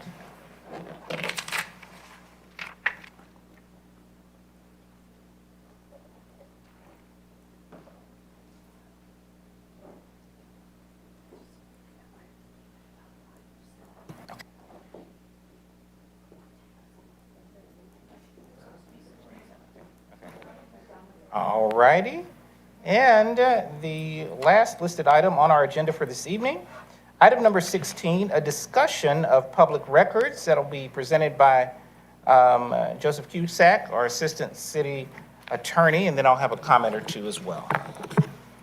So we have a resolution that was adopted in March of 2023. I believe Councilmember Hall, Councilmember Beeson were on council at that point, that provided for the open records requests that come through the city, that we will not accept anonymous, we will accept anonymous requests, but you would have to come to City Hall to ultimately pay for them or collect your documents, that it needs to be an actual address or an actual person for us to fulfill those to fulfill electronically.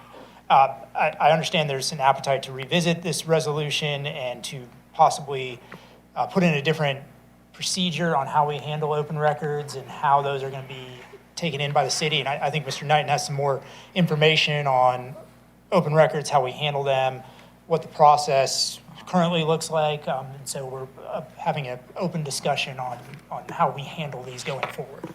Right, I think it's separated into two different issues here pertaining to open records. The one is mentioned by Mr. Cusack is whether or not someone has to identify themselves or whether or not they can present an open records request anonymously. That's the first item. The second item pertains to making open records requests once they are filled, making them public. In other words, placing them on some type of portal where any member of the public can view that open records request, which has been duly filled. And so there are two separate items, and perhaps for discussion purposes, they should be taken separately. Just by way of information, the city processes about 1,300 to 1,400 open records requests per year. That does not include fire and police. Police is about another 1,400 or so, 1,500, maybe more than that. A little bit more than that on average per year. Obviously, there are a number of open records requests that come forward, the bulk of which are in the police department. A large number, and I don't have the exact, but a large number of those are also related to property via community development or otherwise, history of property, due diligence, those types of things as well. So just for context, obviously a large government like ours, fairly large, ninth largest, I think, in the state of Georgia in terms of population, we process a number of open records requests. The first item, or I guess point of discussion, would be whether or not this body has any thoughts about allowing for anonymous open records requests to be submitted and then filled. Of course, people will have to pay for said open records requests as per usual, and would have to, and any other restrictions on open records requests would apply. Yes, Councilmember Hall. Thank you. I have a question for Mr. Cusack. How does the state handle them? I mean, we were around when we amended it, and part of it was the advent of the Russian bots, or bots just basically generating random requests, and that was part of the reason that we looked at doing that, because we have limited, our staff was spending an inordinate amount of time filling these. So we wanted to make sure that they were legitimate and cover costs, but I'd be curious to see how the state of Georgia does it. So everyone just adheres to the Georgia Open Records Act. And I think it's just a good fallback to have that as the standard operating procedure. In any open records request that's over $500, we can demand prepayment. And we probably should, because of the manpower and resources that go into compiling these open records requests. A lot of times they can be very voluminous. When it is you haven't paid for an open records request, so if it's under that $500, then we can withhold fulfilling another request from them. That's normally good practice, and the state Open Records Act allows us to do that just because of that staff time that we've utilized there. But going back from my time at the state, open records requests came in, we tried to fill them, in order. Some were easier, some were harder. A lot of times it was, hey, we're going to need 2 weeks. We need to talk to a vendor to compile. I know at the Ethics Commission, we would want our whole database because people would want political fundraising data. And so they would take a little bit to compile data from a 2-week time period. We'd have to go through our vendor. But if you give them a time, that's perfectly within the statute. And within that 3-day time period, you say, I need 2 weeks to fill this because I need to get with my vendor. And that's what we do here. So we just adhere to the Open Records Act. When it comes to an anonymous one, if it's under 15 minutes, there's no charge. So if it's easy, it's probably pretty easy to get out. That was my question. Yeah. How do you handle the money when they're anonymous and Yeah. you're doing the work and you don't know if you're going to get paid, or if it's just a prank, or, And that's the push and pull we have is if it's over that 500, I think we always demand prepayment just because of the amount of resources we're going to expend on this. When it's under that 500, if it starts to become an issue, I think we would probably have to be more cognizant of where they're coming from and try to get payment ahead of time on these, or give quotes to people to figure out, so we're not just losing money and losing time and getting bogged down.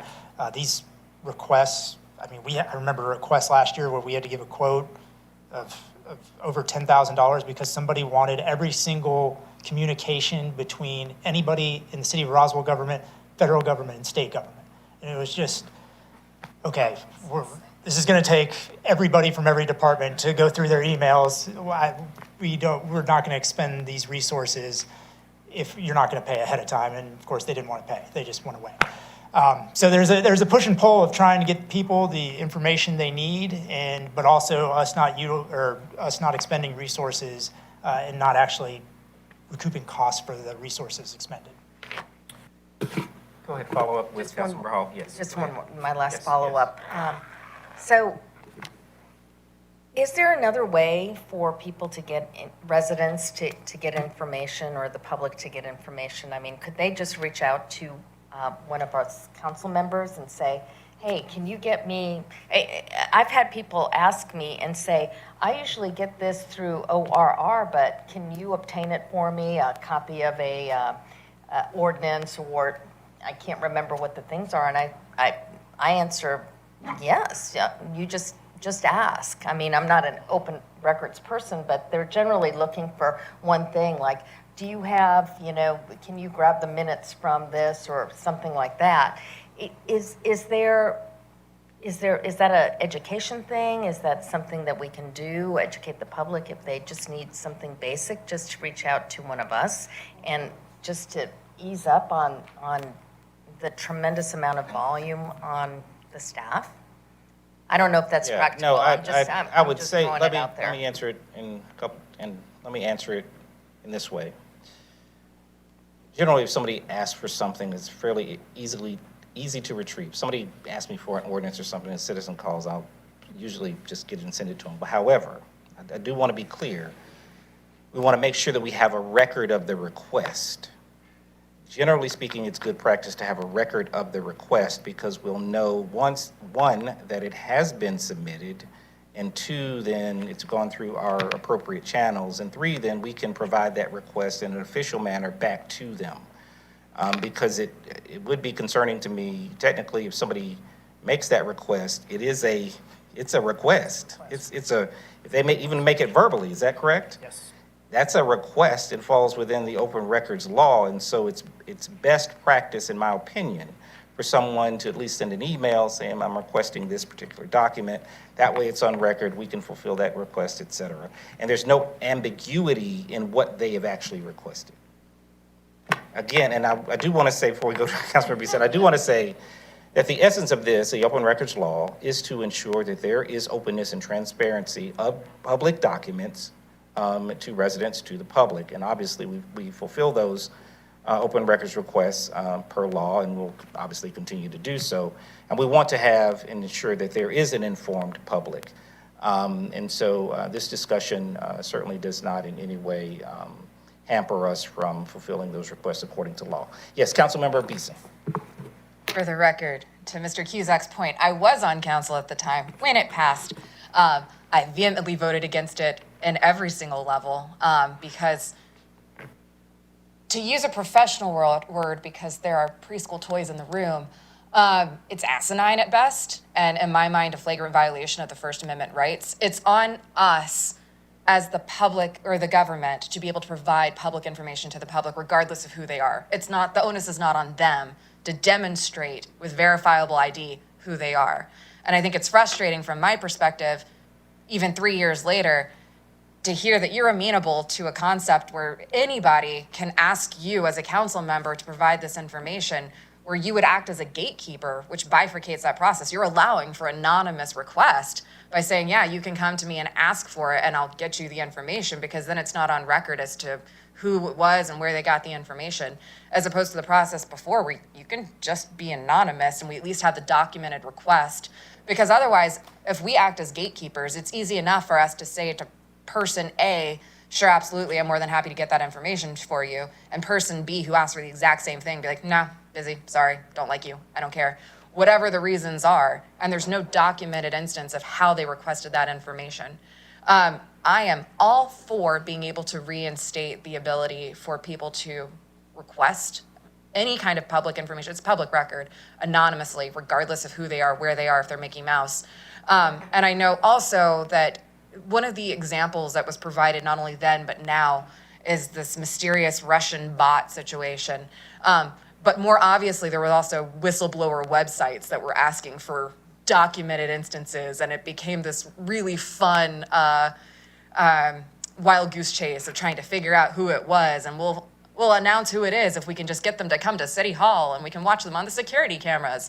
That was also why I announced very openly to people that you're more than welcome to use my name to verify whatever it is with Hill Street as my address, and I am more than happy to sign off on it. And I signed off on at least 2 of those. So still, anonymously, people can request it. They're still getting the information. They're still going through the public portals, so you're documenting the request. You don't need to know who they are. So yes, all on board, love it. I'm good with moving forward with that. Councilmember Hall? I think you misunderstood what I was saying, Councilmember Beeson. I had residents reach out to me, and they were just wondering if I could provide the information or if they needed to go through an ORR to get the simple information. And that's what my question was to Councilmember, or I mean to City Administrator Knighton. So I'm not trying to be a gatekeeper. I was trying to help facilitate and to basically relieve some of the pressure off of our staff if I could assist. So it was the legality of it, I guess, is what I was trying to get clarification on. I don't have a problem with anonymous. I just want to make sure that we're compensated for the work that we do. Mayor Robichaux? I think to Councilmember Hall's point, I appreciate anonymous. I don't personally care, but I do think it is the concept of, as you said, upwards of $500. Sometimes we know it goes a lot higher. If we calculate that on just the 1,200 you said we did last year approximately? It was 1,402. That does not include fire or police. Okay, so 1,402. Hold on.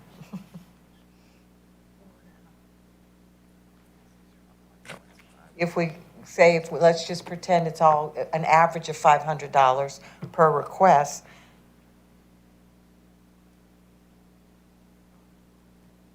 At $700,000, we do have to have a mechanism, in my opinion, to reimburse the city for that and staff for that effort that they're doing. Anonymously, that's fine, but to me, I guess the minute we are seeking payment, unless, and again, if people want to use my name and then want to pay me for it, I'm not paying, No, they use gift cards. I'm not joking. That's how people Okay. get around the anonymous request, because I asked Okay, clients. and I know that sounds horrible, but I'm being very realistic. Anonymous, not anonymous, I understand that, but I do think there has to be a payment mechanism involved, and more often than not, there's going to be a percentage of that that's going to be, we're going to know who you are, we got your credit card, or we have a gift card, if that's choices. Just prepaid. Or cash, well, but cash is not the same thing, because then where do you send it? And you can't earmark it, but to your point, you're asking for prepaid. You can come into the building. Yeah, you can, We'll take it. Councilmember Zach and then Councilmember Bromley. Councilmember Zach. I would like to make a recommendation for the framework. I know the devils are in the details, but my recommendation is that if the request is anonymous, we provide a quote, and then the quote has to be paid before it's fulfilled. And if it's fulfilled and it's less than that, then we reverse what way we can, and elsewise we ask to collect the extra before releasing the document. So I think that would be the framework I'd recommend to allow people to be anonymous, but still make sure that we are collecting the funds from those anonymous people. Okay, thank you. Councilmember Bromley.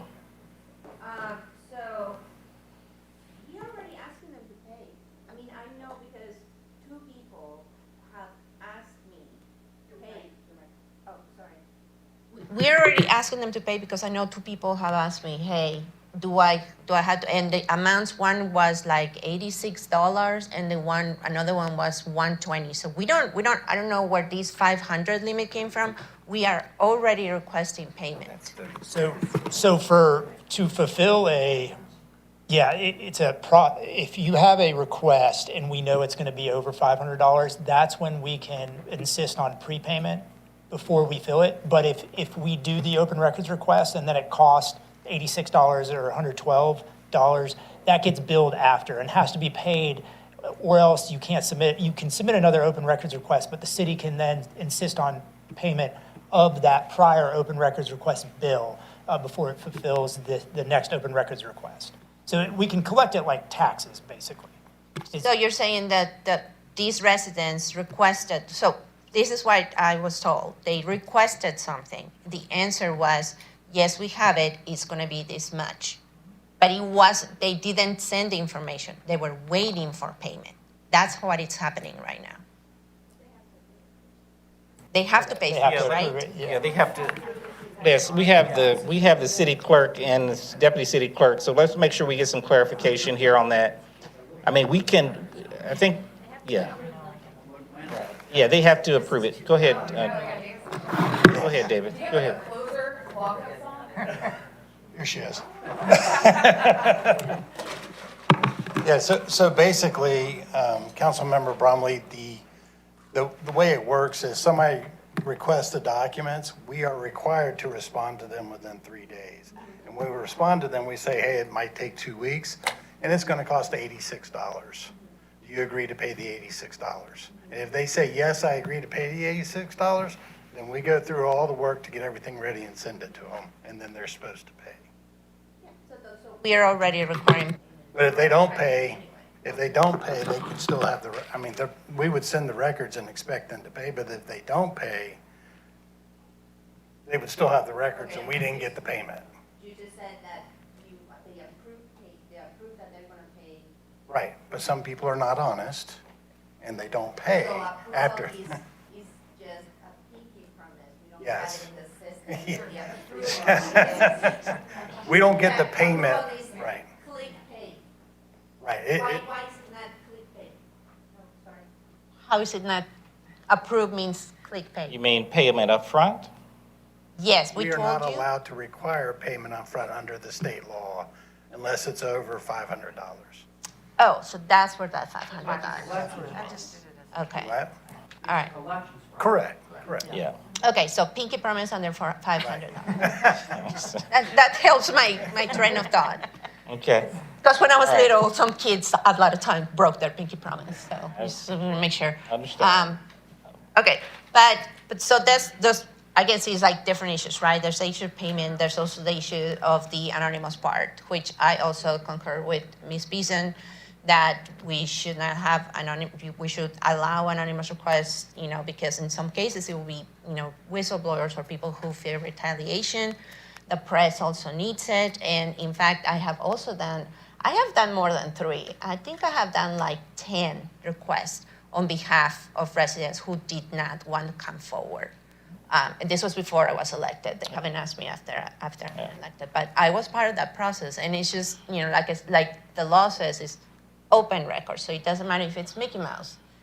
You have to be, that requirement of having a name and an address that can be verified is just not. I don't think it's in the spirit of the law. Okay. Councilmember Zach, and then we'll go to Councilmember Beeson. Councilmember Zach? So I think there's kind of 2 things here. The first is, do we allow people to anonymously submit? And then second is, can we control the situation where somebody who's anonymous makes a request, the work is done, they don't pay, and can we hold them accountable in some way? I'll say, doing the little research I did, I didn't think there was anything that would prevent us from making it so we could force prepayment on anonymous, no matter what the dollar limit is. If that's not true, I could be mistaken. But if I am, understood. And in my research, I did not see that as a problem. But if it is, I recognize that. So I guess I would say, all right. To that, I think I'm good to motion for allowing anonymous. But what do we need to discuss the mechanisms? Is it really going to be a challenge? And I guess I'm okay to say I'm fine to move forward with making anonymous available, because I think that brings us in compliance with what I would interpret the GMA to say we need to be doing, and then not necessarily worry about the mechanism because it's the problem everyone faces. But if we can address the mechanism of the anonymous people not paying, that'd be awesome, but I still think I would motion to move this forward anyway. Okay. All right. Councilmember Beeson. Keep in mind, it's a discussion item too, so we don't have to carry anything. But in terms of rectifying what you're discussing with the $500, she's been doing this long enough that she would be able to look at the request and know pretty quickly if this is going to be a lot of hours or time or manpower that goes into trying to get an ORR. So for example, I think the ORR example was requesting all interactions between a council member and members of the local, state, and federal government. Well, that's going to take an extensive amount of time, and we know that's going to exceed $500. We would be able to make that request up front fairly easily, as opposed to something that's like, I want all text messages between Nancy Long and Councilmember Sells. There might not be any. I don't think they hang out a whole lot, but I could be wrong.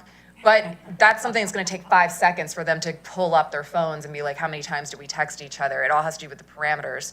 I think based off of staff pulling these together, they could give you a pretty quick estimate if it's going to be a burden and if it's going to be a significant cost that we can require that prepayment, as you suggested, based off state law. And to some of the points that were made previously, there are situations where folks were requesting ORRs anonymously previously, and they were using prepaid Visa gift cards to pay for them online. And then that stopped when the requirement was that they had to provide a verified ID under our city law. So that's what I'm trying to avoid. Prepayment is fine if it's an onerous burden to staff. I just want to be able to have the option of anonymity. All right, thank you. Any other questions or comments? Yes, Councilmember Sells. So maybe this is a Bill Godshaw, if he's still awake. I mean, so how much did we get stiffed last year? How much or how many? How much? Yeah, how many? I actually don't know. But we did get stiffed. Information for you. We have some that don't pay. Okay, so it's a collection problem, right, to some degree. I don't know how big it is or if it's worth talking about. But how would we enforce collection without the absence of anonymity, without specificity, pray tell? And that's how this was approached. It was basically, the state law allows us to collect if somebody doesn't pay, the same manner in which we would collect taxes. At the point of a gun, essentially. Right. Because But if you don't know who it is, you can't collect like. Exactly. Right, so and this is totally a policy decision. It is not, I mean, from a legal perspective, it's, we can do either way. But yes, to collect the way that you would collect taxes, you kind of have to know who it is. Right. And the second question, but you've sort of answered it, is there any law banning us from prohibiting anonymity? Are we violating some law or ethics, open records? Is there something that says that we must do this with a provision where they can do it anonymously? No, we can go either way. It's purely, like David said, it's a policy decision of either requiring, it's one of those things, if it becomes an issue where payment is not being made and people are gaming the system, then you maybe take the harder tack that we have right now where anonymity isn't allowed. Or we have to have a real person that we know so that we could go after them like the taxes do.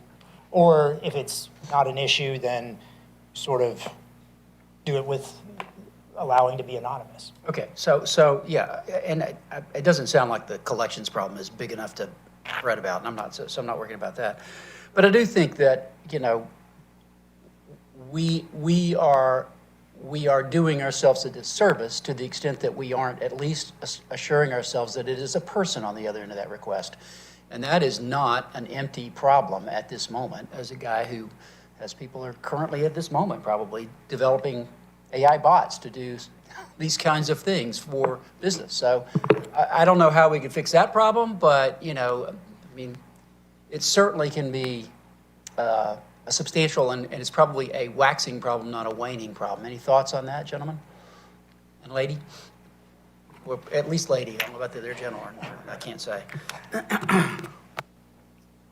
It's certainly trending in I'll use the police department as an example. You have influencers who are taking police videos and throwing them up on YouTube. And that is our police records department is getting bogged down, having to answer not serious open records requests that have any public purpose. It's YouTubers who want to embarrass people and put things on YouTube. The mugshot guy, the people who put mugshots on, they harvest those, and frankly, Yeah. I mean, you know, my partner has a business, my partner is in partnership with another guy who's in business to do just that. I mean, they have bot farms that harvest information from third parties, cities and municipalities are one of those, but others for the purpose of business or whatever they want to use it for.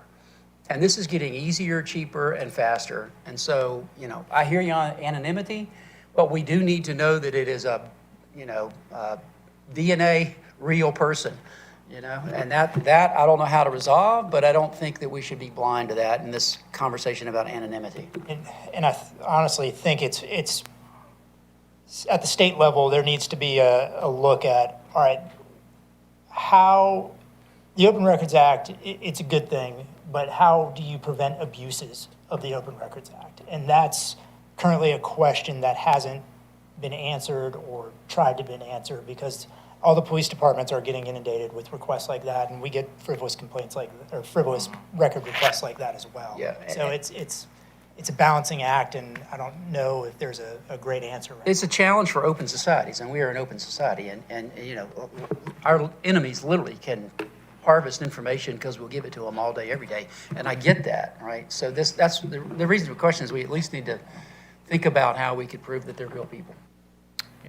Mayor Robish, go ahead. Sorry, I was just Go going ahead, to go add ahead. that I haven't identified anything like that in the general records request realm. But I would think that anything was generated. Yeah, I think a couple things related to that, and one is body cam videos. From around the country is some of the most interesting things you could ever watch. And there are companies who they specialize in body cam videos for police departments across the country. I've randomly seen a couple of hours. City of Roswell, you know, and other body cam videos from across the country for several reasons. And so, you know, you get a lot of that, and that's why I think the police department, and they're legitimate ones, don't get me wrong, I think the vast majority are legitimate, of course, but there are people who utilize this method for entertainment purposes as well.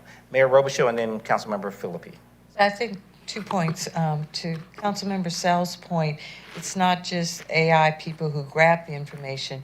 We know now technology is becoming more and more advanced that they can alter the information. So what looks like is going to be what happened in a body cam is not what, I mean, you hate to say that anyone would be nefarious enough to do that, but let's all be honest, there are people out there doing that. So I do think we need to be very, very careful and not just, I appreciate the concept of, you know, videos and stuff, but we also know lots of people can alter email, I mean, you know, but the second point, and I think it's a little very specific, so over $500 estimation, we can require prepayment before we even do the work. But after that, we can estimate how much it's going to cost, get a verbal agreement that they will pay it. We do the work. Do we release, can we hold it until we receive payment? For under 500?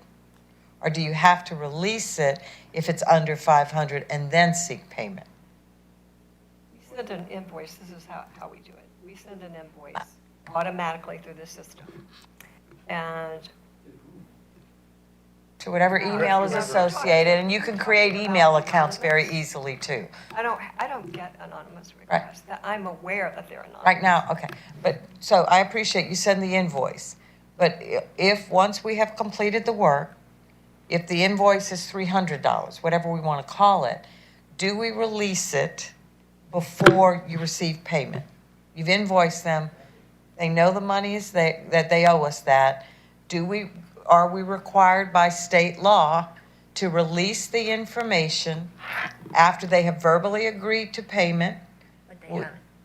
We've invoiced them, they have not paid yet, so they know they will have to pay for this information. before we release it? Is that against the state law, or, I understand we can't say you have to pay 500 or more before we even start the work. So I mean, I know So we could, we can require the payment for the release of the documents. Okay. I don't know the program. I know, does I know that, right now that might not be our process. But the problem still is all the work that's gone into getting those records, they just sit in Nancy's office then in a corner waiting. And then we know that person or whoever, whatever it was, Right. lot or whatever it was. And I understand that, but I think, if we're talking about, we're talking about multiple problems that could occur here. Number one, people who game the system, I'm gonna just keep sending in ORRs for $499. Right. You're gonna give me the information, I'm not gonna pay you a dime. I'm gonna do it anonymously, so I can keep doing it. Versus, I'm gonna go ahead and still request it anonymously. You tell me it's $499. You invoice me, yes, you do the work, but you're not giving it to me till I pay for it. So I'm probably not gonna keep trying to get something for free. I believe our system does that today. Like, you send it through the system and then I have to pay until I get the document. They pay and the records are automatically released as soon as payment. So I think our process is doing exactly what you recommend. But because right now it's not anonymous, if you go to anonymity, how do you do, it's a very different. Is it? Because it just goes It to their still email. work that way. If it's an electronic documents that she's putting into the system, Okay. they would still have to pay it, however they pay So it. we don't release till they pay, even anonymous. What? We know it's John Smith, and he's asking. We know that it's John Smith and that they've requested $2,000 worth of work or whatever, well, I'll use your $499 worth of work. There's nothing you can do about it in the sense that if you've already done it. And to Councilmember Sells' point, you're trying to say how much have they stiffed us in the last year? Last year, they couldn't request anonymously, and they're still not paying. So how are you solving an issue? It makes no sense. Right. Councilmember Philippi, I'm sorry. That was, okay, all I right. want to attribute that to Councilmember Philippi. All right, attributed to Councilmember Philippi. All right, good discussion. Any further comments or questions regarding this component of ORR? Yes, Councilmember Bromley. I mean, it sounds like we could charge for less than 500, just make it but you're saying that in order to charge, we cannot use gift cards. No, Is that- So we can charge, like we send them an estimate, whoever it is, even if it's anonymous, right? We send them an estimate, they agree to pay that, we do all the work, get everything ready, and then it's in the system, and when they pay, however they pay, it doesn't matter how it could be a gift card, it could be however we accept payments. When they hit pay and they pay it, then that goes to them, and it doesn't matter whether it's Alan Sells or Bugs Bunny, right? Okay. It gets paid, right? It's a third-party portal, payment portal. So Right. I don't have. Oh, anything so you don't have Right. third party, okay. It's just, ORR. right. So the only issue is when we have done all the work, they said they're gonna pay, and then they just disappear. But this just happens even if it's not anonymous, right? I mean, that's the thing, because so, yeah, I just don't understand why the anonymous, it's a different. Why can't we just go back to that? I don't see So that. because if it's not anonymous, and that person requests documents again, we can refuse to do it until they pay for the previous documents. You're trying to avoid repeat offenders. Yeah. I'm sorry. Okay. Councilmember Zach. No worries. So I was hoping that the anonymous repeater under 500 could be solved, but it sounds like state law makes it open at the moment. But I'll say I'm still willing to bite the bullet and say, like, I think it is better to deal with that problem than prevent people from anonymously submitting. So that's my recommendation to staff. I don't know if you need a motion or consensus. Yeah, this is a discussion, and so what I think the intent is, if we have a fairly general consensus, we can fashion a resolution around what that looks like based on this conversation, then bring it back to you for another discussion in a formal fashion at committee.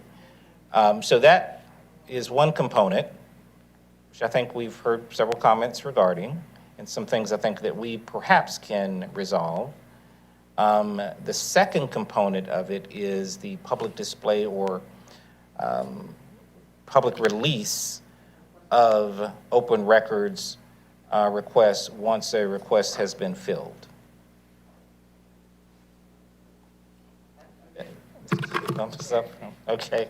Your question is if we're good with the public repository of, essentially you're just preempting an ORR of the ORR, so to speak. So you're creating a list of this is what was requested for the open records. Either it would be, somebody would already ask for that information, because I know there's times where people have open record requested the same exact thing that you're just repeating, so you're putting it out there. Or you can have an idea of what people are asking for, anonymous or not, correct? I think the part of the discussion is, once an open records request is filled, that, let's say, 5-page document is then placed on a public portal, and anyone can access it or view it. Okay.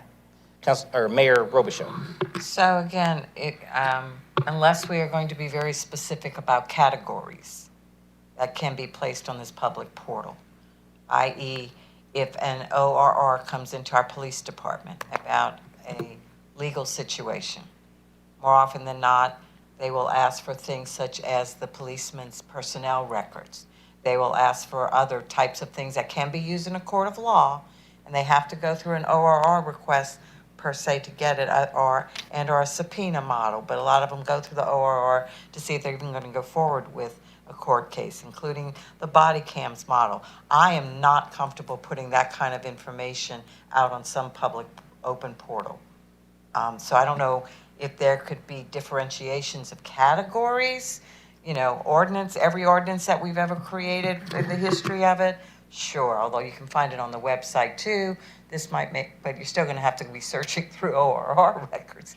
And how are we 100, so I don't know how that could be differentiated, because I am not comfortable putting out what technically they get through an ORR, but in a lot of ways should be kept very confidential and inclusive. And that could also include some things such as some of the real estate information and stuff we're working through, even as we complete it. And I understand people don't think that might be it, but some of that might be such that, how much out of attorney-client privilege is going to, becomes ORR. I know some of it stays, but there's also some of those gray categories. So, but that's what I'm saying, who decides that, and would there be a category, or are we talking every time someone asks for any ORR? Or not if it's a police department, or not? I mean, that's what I'm trying to say. Councilmember Philippi, I think, was trying to get in there. Yeah, I would just say, so I had a couple questions for you, Nancy, but to that point, I think filing standards are difficult as it is. So, and I don't know how much work that would be asking for the staff to create something that is easily searchable, that it would actually fulfill the goal that is implied here. And so to that question, or to that point, how often are you finding that you're getting ORRs? Like, is there a 5% of the time that it's a duplicate, or is it a greater percent of the time that the same type of records are being requested? Very low percentage. Very low. Of duplicates. Yeah, so we may be When there's a creating. hot topic in the city, we're going to get a lot. So around maybe that. and maybe that's what we should address. If there's a hot topic within the city and we start getting these, how do we put out better communication instead of creating something that can be an administrative nightmare that doesn't necessarily solve for anything? Councilmember Zach, or Beeson, Councilmember Zach, or Beeson? Beeson. It was just to answer Mayor Robichaud's question about the categorization of what could be included and not included. My understanding was police has their own open records process. It's exempt from the cities. And then things that have sensitive information, the same way we have closure, personnel, pending litigation, real estate would all be exempt as well. Anything with attorney-client privilege would be exempt from those. But I could also be wrong. I'm also amenable to exactly what Councilmember Philippi just said as well. I think there's standard redactions of information, social security numbers, home addresses, things of that nature. Our identifying information are always redacted on any open records request, but police would still be subject to a personnel file, for instance. would still be something that would be, fall under the auspices of an open records request that would have to be released. Yeah. And sometimes the problem is not the answer to the open records request, it's the actual request provides so much information that it's actually dangerous to the person that did the request. Councilmember Zach. It's my impression that the software we use for open records has this feature already, and it's just a configuration. So this isn't really a new development. It's just something we could flip the switch on. Obviously, that's something we haven't done before and would need to be tested and understood. But at least my understanding is this is not a new development. This is just using a configuration that our software already has. Is that true? I can tell you that there's no way built into the program that we can go in and just tell all of those ORRs to go out to the portal. That's not possible. But we can select which ones we want to put on the portal. We can do that. So, and we can tag them. You can give them, like you were talking about categories. You can create an identifier, trees, for instance. Probably shouldn't have said that. I didn't say that. But you could do that, and then people could search just that category, or whatever category you wanted it to be. It would be the description and the request number that's released onto the portal, and nothing else. You can also choose name and address, but I would not recommend doing that. Yeah, I would, with that configuration, I would like to recommend that we go down that path. And to your point, I do think it would be good for the citizens to kind of tree a little bit of the hot topics. Kind of brought up earlier too, is I hope and see this making it open in this way that it will help reduce the efforts of staff, that people could look up requests for information and find things on their own without having to either do an OR or even, to Hall's point, reach out to someone individually and ask for it. So that's the direction I would like to go down. All right. Can I ask, are you suggesting that you want all of the future ones to go onto the portal, or selective? I would say in an idealistic world, I would want it all, because I think, part of the reason why OR exists is it is in the public domain and they should have access to it. But I would accept your recommendation if you thought, you kind of recognize like these things cover broad subjects and are of general interest and may have repeatability, and those go open and, have some system that you thought was reasonable. But I think my inclination is everything, but I'm amenable to like a more efficient process. Some descriptions within the request itself has information that cannot be public. People put date of birth and that sort of thing in their description. So we would have to be somewhat selective. Okay. All right, yes, Councilmember Sells.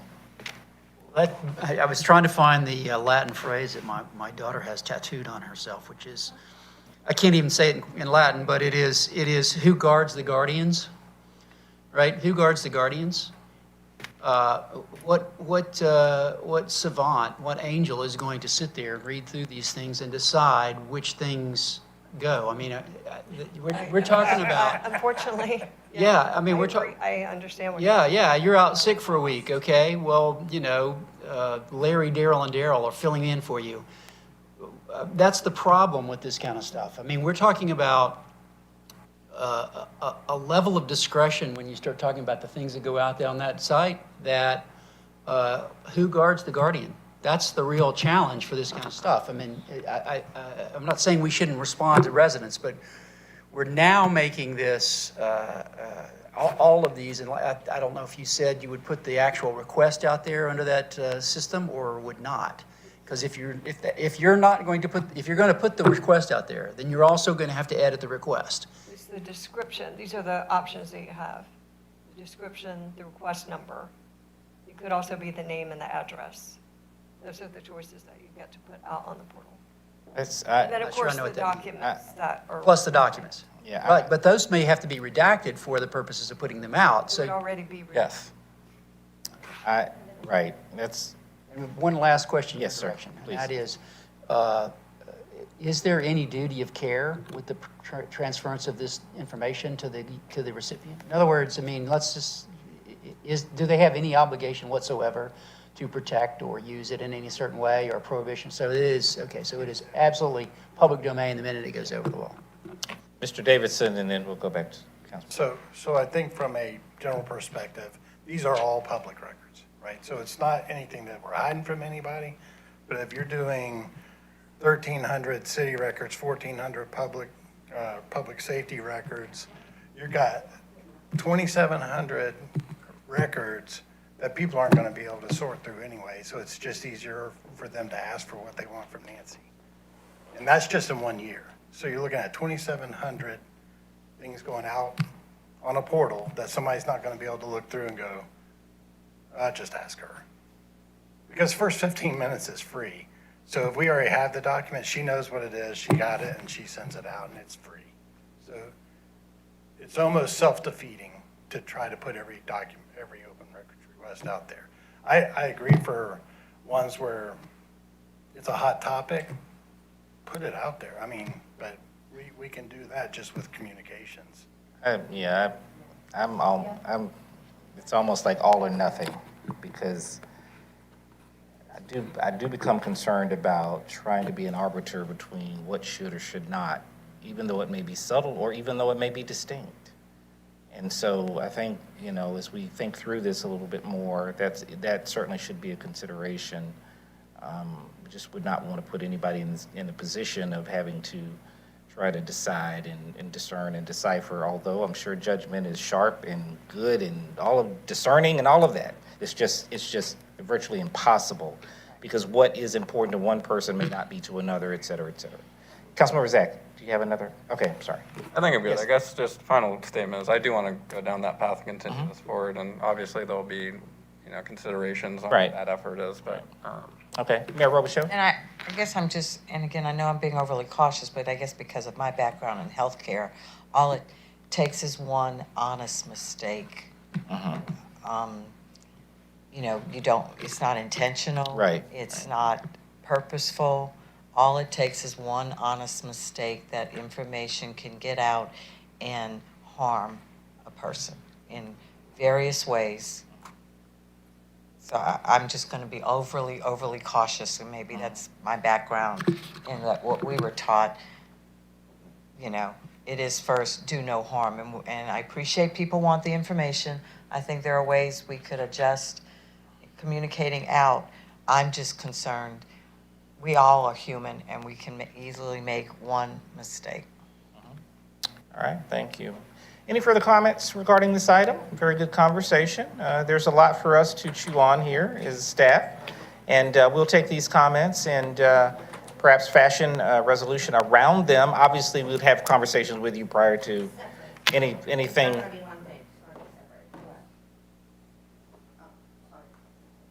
We'll address, I'm sorry, go ahead, please. When you create the resolution, we're having one about the anonymous records, maybe another one about the payment, maybe another one about this. I don't want all of it together because they're different things that Okay. people may or may not agree on each one. All right, we can take that under consideration, and if we fashion something, we'll bring that back in two different buckets, if that's advisable from the legal department, and then obviously provide that to you for further review before having a formal discussion.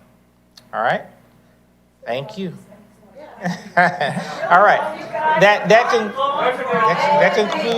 concludes our meeting. Adjournment by Councilmember Sells, second by Councilmember Zach. All in favor of adjournment. Thank you very much. Have a wonderful evening.